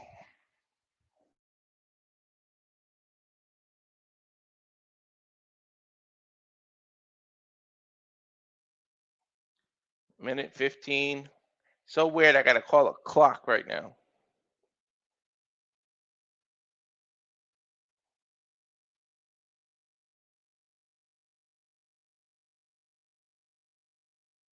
One minute. It's like waiting for somebody to come out in the Royal Rumble when they show the clock on the big screen. 50 seconds. Or New Year's when you check out the New Year's clock, and it's down to that final minute, and they drop the ball, which go into the archives because I believe we had that New Year's special, and I believe we talked to Ed Laredo for the first time. It was right around New Year's, and that's when he gave us access to all the female talent for Ladies of Wrestling.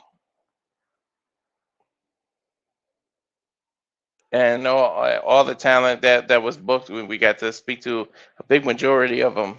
Here we go. 11, 10, 9, 8, 7. I bet you they go into the intro. 5, 4, 3, 2, 1. There we go. Yeah, they're back.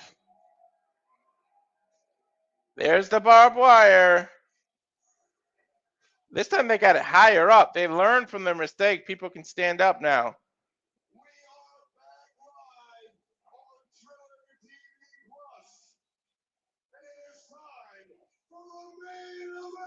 Time for the main event.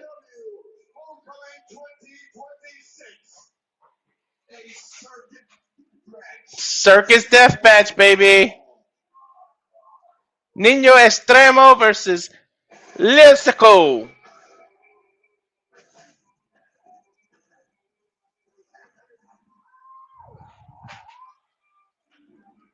They're going to do a highlight package of during the tournament of death match between Little Sicko and Nino. If this is an indication of what they're going to do tonight, we're in for something crazy.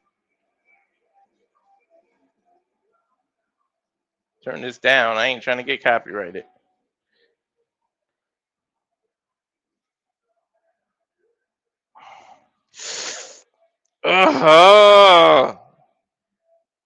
Fucking people are crazy with what they do in these matches. That's why they call it a death match.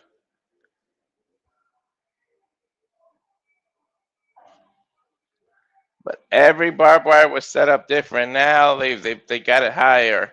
What is Nino Extremo, Little Sicko, who actually were a tag team on night one, now going one-on-one. Circus deathmatch. I can't imagine what these two are gonna do. And there is a scaffold here, which they used last night. It's out in the corner there. I guarantee they're gonna pull it up. Here we go. There's plate glass set up for those not watching. The ropes have a bunch of light tubes hanging off of them. There's a star-shaped light tube hanging in the corner turnbuckle there. The ring seems to be split in half. No, it's 2 rings.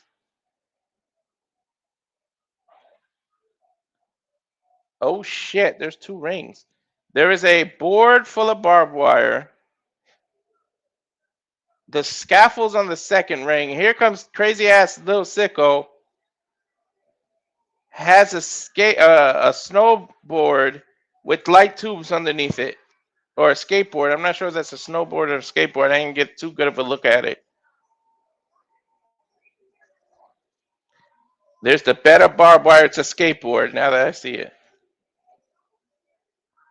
But again, they can stand up in the ring now. One ring is nothing. There's no barbed wire net over it. The other ring does have it.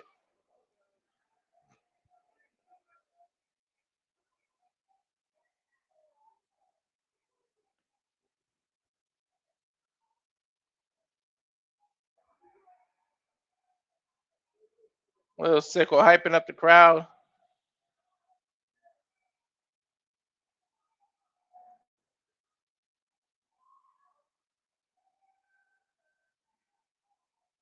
I gotta reach out to him. Maybe he's Sicko enough to want an interview with us. All right, he's under the scaffold. I don't know if that's bad luck. I know walking under a ladder is bad luck, but he walked under the scaffold. And he went right into the ring that has the, oh, you can't stand up. They didn't make it higher enough. They just put it like a little board under it. It dove through the ring to the center into the other ring where there is no barbed wire net at.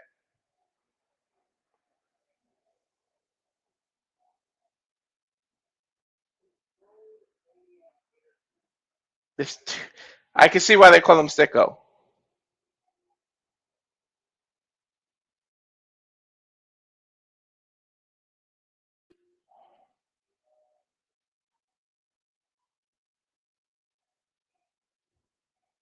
Yes, it 100% is.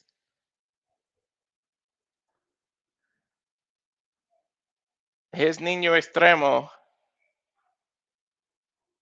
Has a stuffed alligator that is strapped to a bunch of light tubes. And I believe the last time that was that alligator that was getting thrown around by the fan. That's probably what gave him that idea.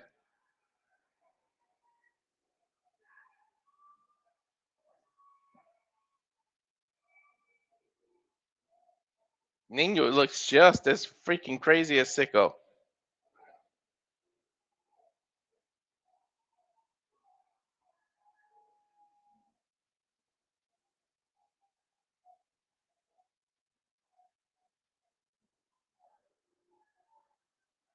That's a cool half Mexican, half American flag that fan has. Nino's posing in front of. Guess that's his family right there. Because he gave them the alligator light tubes.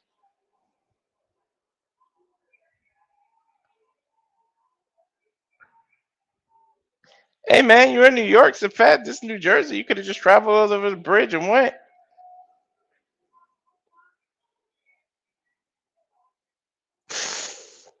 I'm almost afraid to call it. This is gonna be nuts.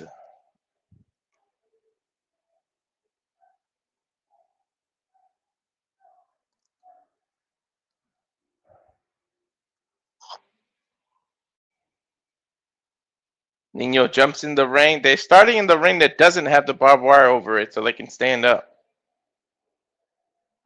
Nino showing some of his martial arts skills, I guess. Come on, Emil.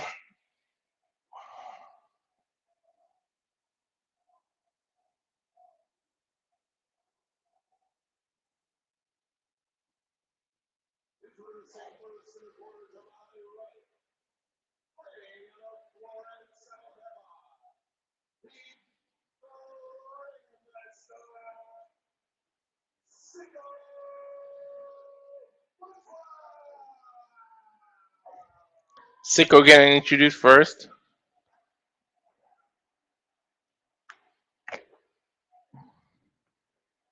Holy shit, his face, man.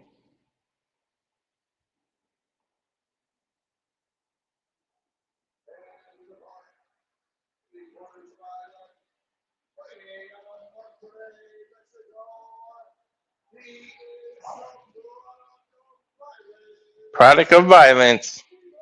Nino Extremo.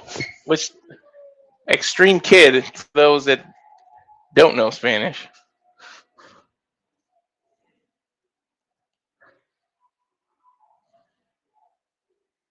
I'm gonna having trouble trying to get out between the two rings. Bell rings, here we go.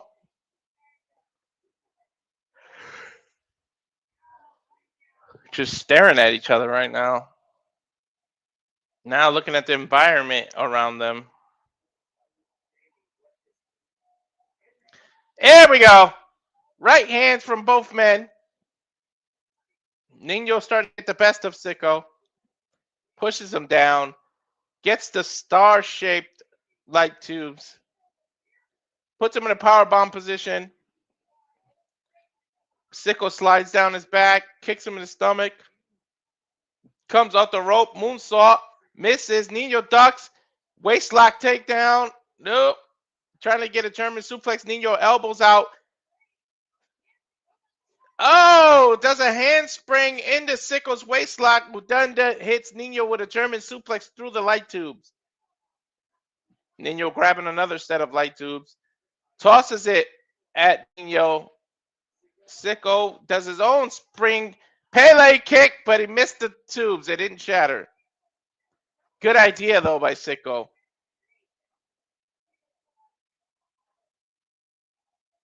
Crowd chanting one more time. Sicko just bust the light tubes over his own head. Just showing how sick he is. Oof, overhand right by Sicko, followed by overhand right by Nino. Back and forth now.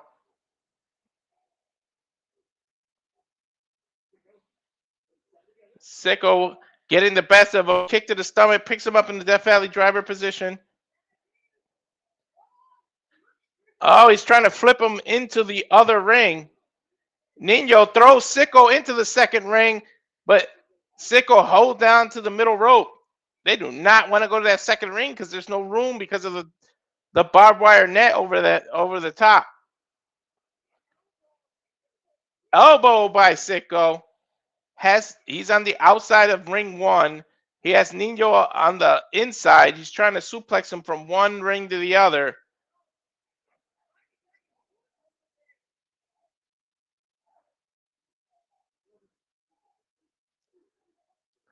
Leaps to the top rope. Forearm, flying forearm from Sicko.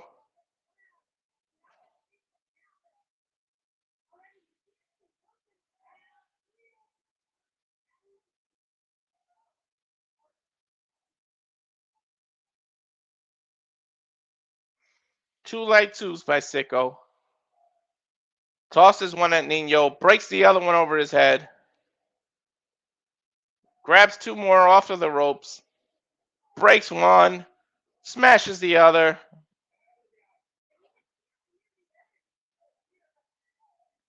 Nino not bleeding that bad yet. Sicko bleeding out of his hands from throwing it. Now he goes to go smash him over the head. Nino stops it, kicks him, smashes Sicko over the head with a light tube. Sicko jumps at him.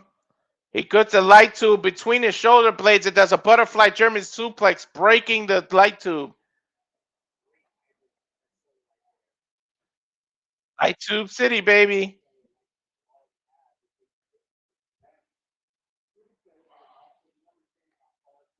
Nino picking Sicko up almost like a razor's edge. Puts him across his back. Oh, sort of a Sister Abigail without the beginning of it. Across the damn light tube. Rolls him up. Cover. 1, 2. Nino kicked out. I'm sorry. Sicko kicked out.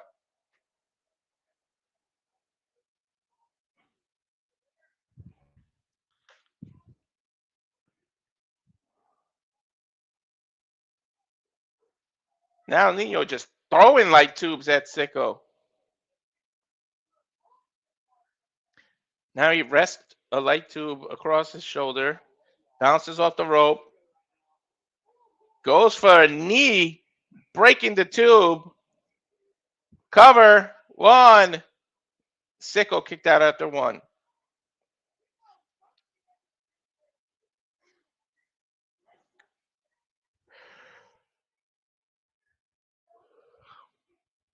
Nino going for the. How many light tubes are in this damn box?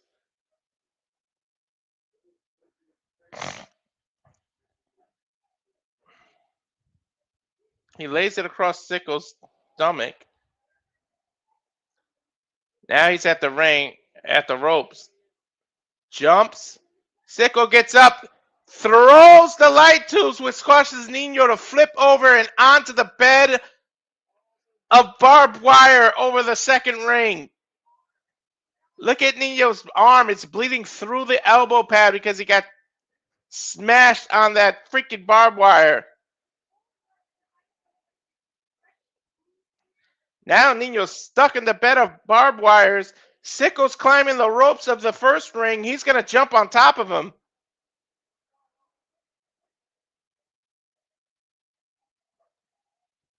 He walks from one post to the other.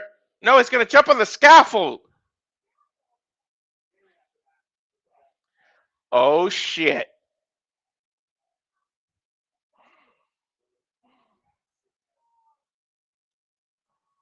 Sicko's on the scaffold. Spinning moonsault on top of Nino, but damn, he just got stuck in the barbed wire himself. And he's got more exposed arm.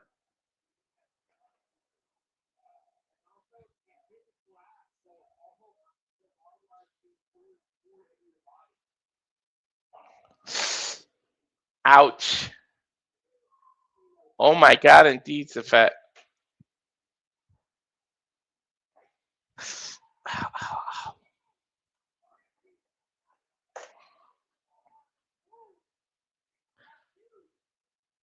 Sicko actually got up. It's amazing that they can get up, but there is a platform that's part of the wire. Nino gets down, or sorry, Sicko gets down and jumps down the apron of the first ring. Nino able to stand up. He's balancing on the barbed wire. Now he's on the wood platform part of it, but Sicko turns around and gives him a right hand, tosses him off the top of that barbed wire into the first ring and lands on a bunch of glass.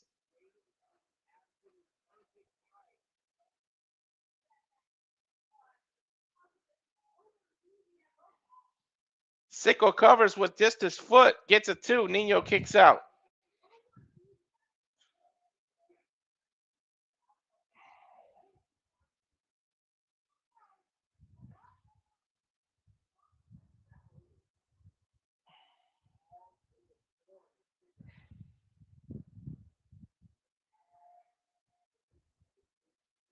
Nino trying to get the crowd into it. Gets the alligator light tube from the fan.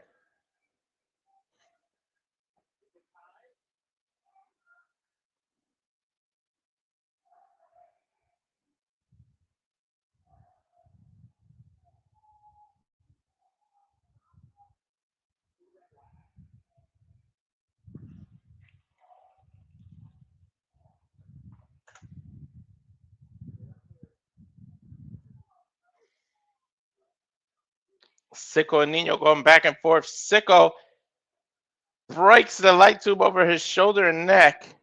The alligator's laying across the top rope here.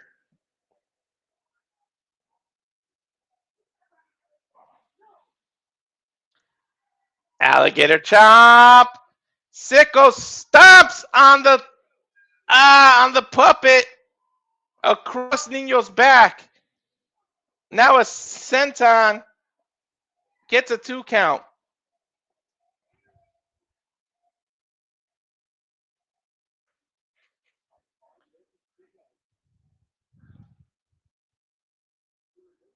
Ow, that looked crazy.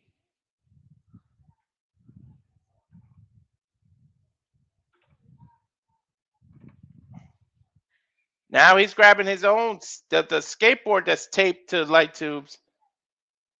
He's got Nino sitting, squatting. Sicko bounces off the ropes. Drop kicks the skateboard right into Nino's face. Holy shit. Nino bleeding out of every part of his face.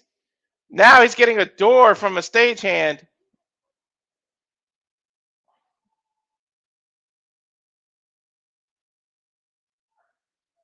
Scarlett moving out of the way, hits the door. The edge of the door just right to his gut.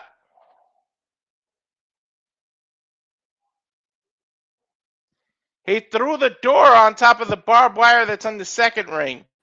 I'm afraid of what Sicko's going to do now.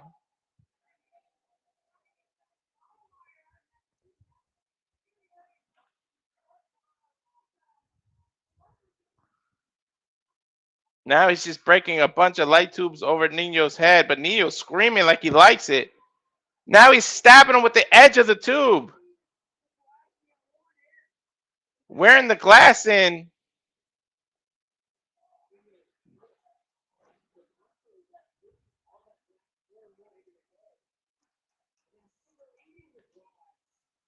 Sicko just ate the glass.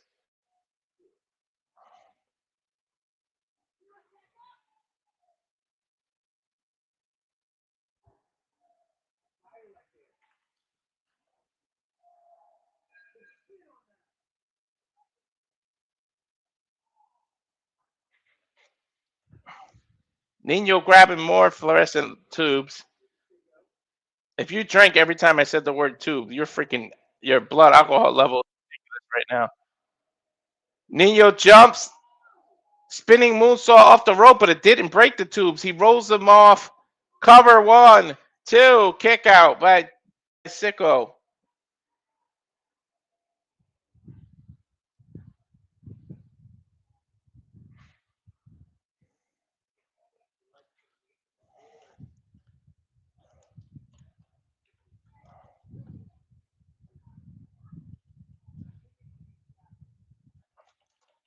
Now Nino going to the scaffold.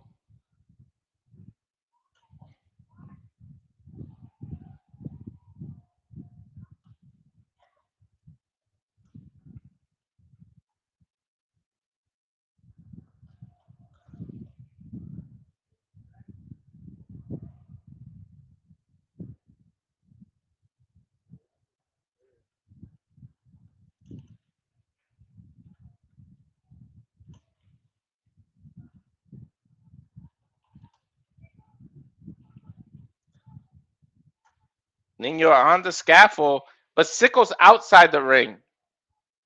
Sicko's taking a light tube off the ropes. I think Sicko's climbing up after him.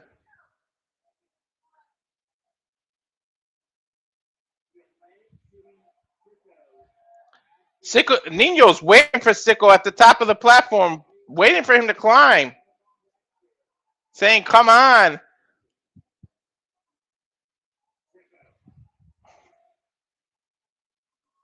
Sicko meeting him.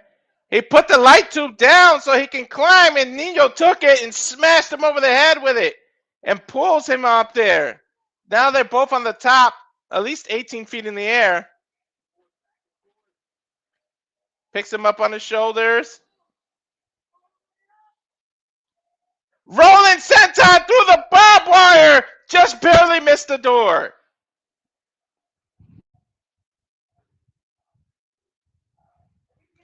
Crowd screaming, "You sick fuck."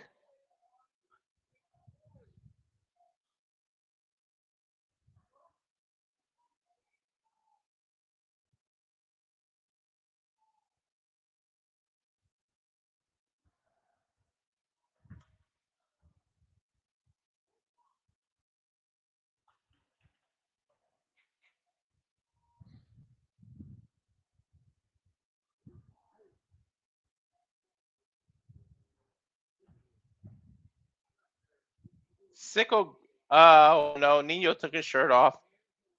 He's on the door. The door is on the barbed wire, so he can actually use the door to get up. But Sicko's stuck. Scarlett's underneath trying to help Sicko get out because his arm is clipped to some barbed wire. Nino, crazy ass, took his shirt off. Sicko able to stand up on the barbed wire, looking for the door. He's using the door so that they can get off the barbed wire. Both men are standing on this door that is sinking through the barbed wire pretty much. Sicko took his GCW shirt off too. Uh-oh. Somebody's going to go through the barbed wire shirtless.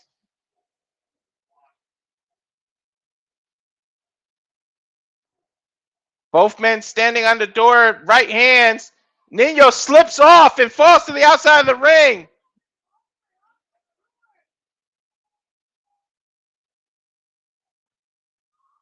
He kind of landed on his wrist.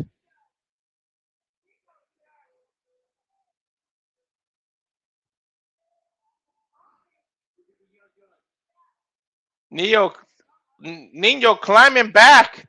He's climbing on the ropes back onto this barbed wire setup. Goes back to the door.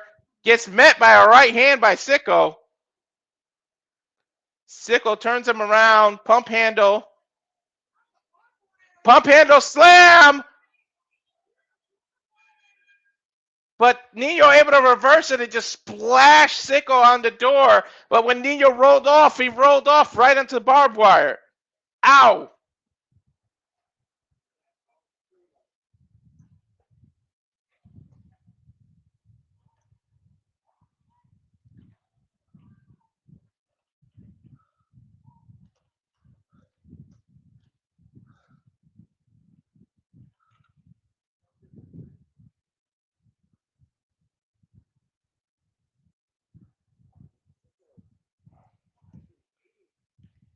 Sicko grabbing Nino by the hair, pulling him back onto the door.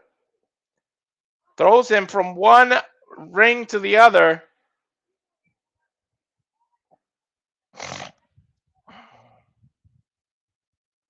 Sicko's on this door. Nino's laying down, just rolling through glass. Sicko gets down. I thought he was going to jump. He just fell off. Pretty much collapsed.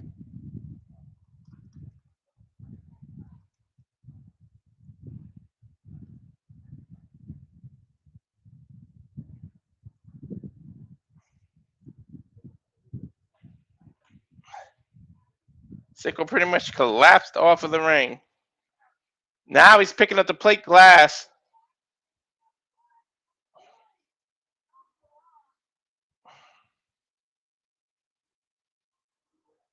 Nino standing it up. Oh, sorry, Sicko standing it up. Carrying it.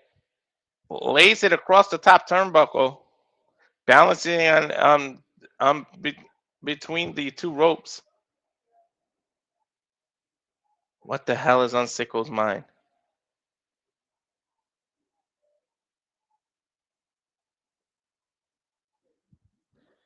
Wait, now he's sliding the glass panel over to the barbed wire. He has it on the barbed wire platform now.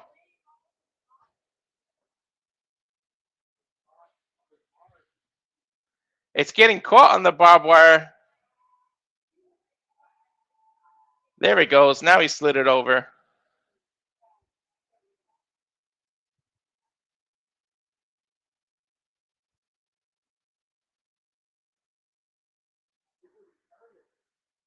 I don't know what Sicko's trying to do. He flipped the glass in the middle of the barbed wire now.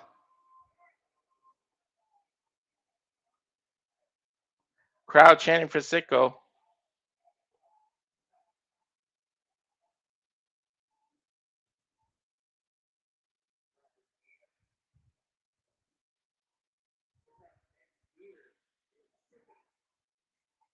Kick to the side of the head.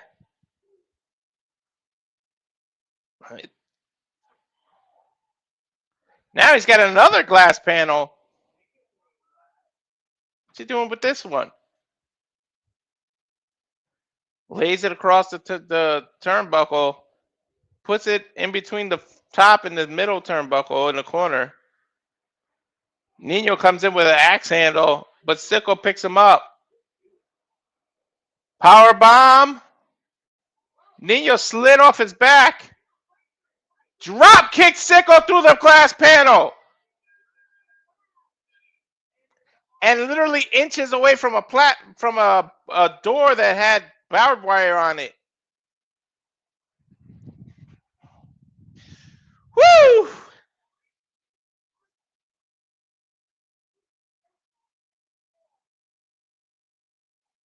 Oh my God. Nino picking up Sicko by the little mohawk that he has. Has 2 light tubes. Smashes him over the head with one. Smashes him over the head with the second one.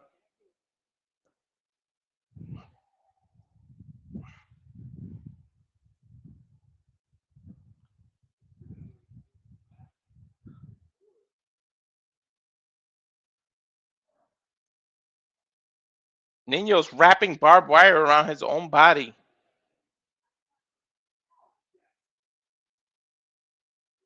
He's wrapping himself in barbed wire. He bouncing off the rope. Dives over the top rope and just slams his body into Sicko. He kind of cut himself though. Ouch. And look how far Sicko landed in the middle of all the fans.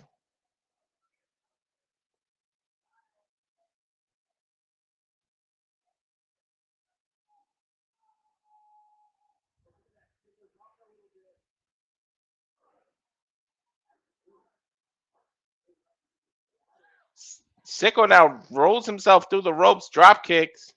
Nino asking the stagehand for a ladder. He's taking all the light tubes off the ropes to get the ladder in. Big tall ladder too.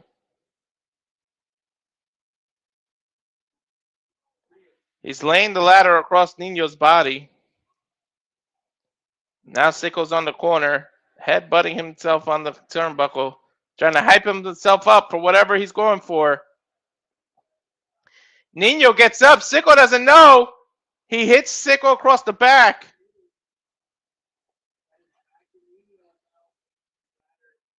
Now Nino balances the ladder in between the 2 ropes.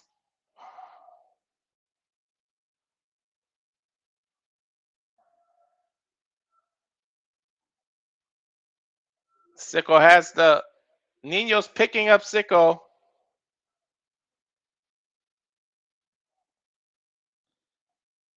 Oh, neck breaker across the ladder.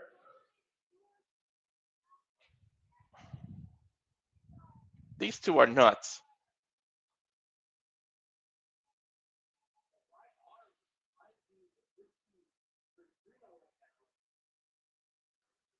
Nino laying some light tubes across Sicko, across his chest. Now he's climbing the ropes on the other ring, and Sicko's still laying on the ladder. Double stomp! I'm surprised he didn't fall through the ladder. He rolled onto the ring mat now.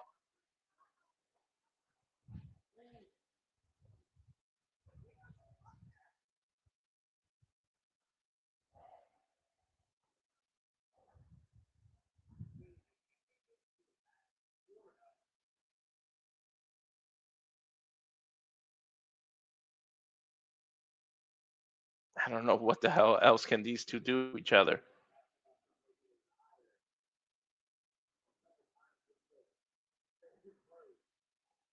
Now they're on in between both rings. They're on an apron. Nino pointing to the scaffold.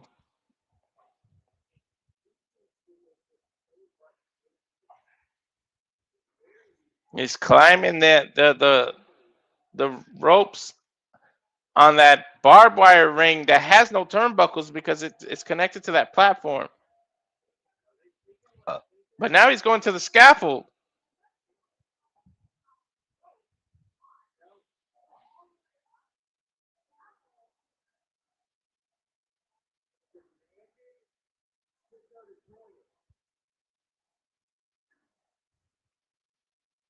He's screaming at Sicko to join him on top of the scaffold.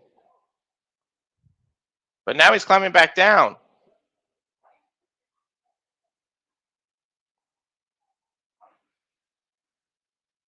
Grabs a light tube, smashes Sicko in the head, picks him up,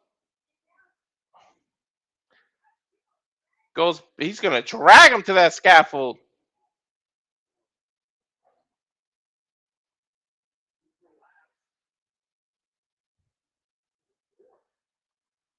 Now he's on the ladder part of the scaffold. He's making his way up.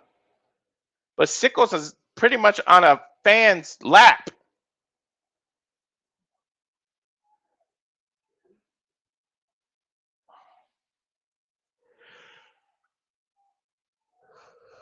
What the hell is he doing?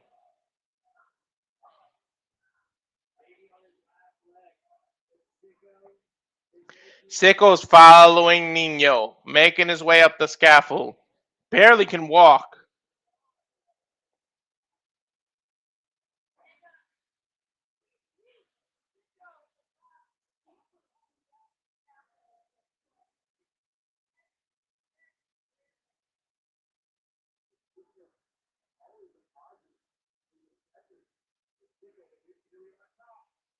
Both men on top of the scaffold, right hand, exchanging right hands. Back and forth now, Nino with some elbows. What is Nino doing? Nino's picking up Sicko for a suplex. Sicko punching him in the stomach, trying to reverse it. Nino punches him in the gut too. Jockeying for position now. Mind you, both men are about 18, 20 feet in the air. Sicko with the Michinoku driver off the scaffold, through the glass, on the barbed wire, covers Nino, gets the 3. Sicko wins this circus death match. Holy shit.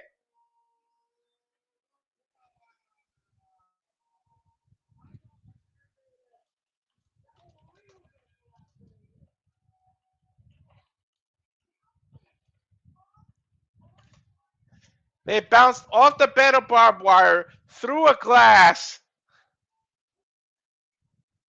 Holy shit. That was ridiculous. But Sicko, I don't know if you can call him. He's victorious in the match, but is he going to really look like a winner? These two will never be the same again. They probably took fucking years off their career right there. Sicko trying to roll out of the bed of barbed wire into the first rat. Hell yeah, this match was insane.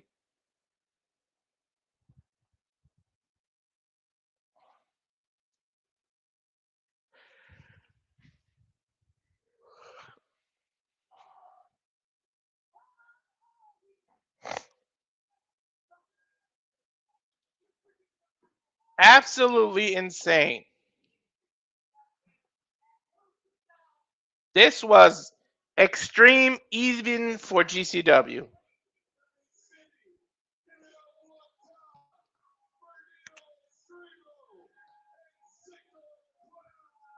Elmo telling Atlanta City to give it up for Sicko and Nino Extremo.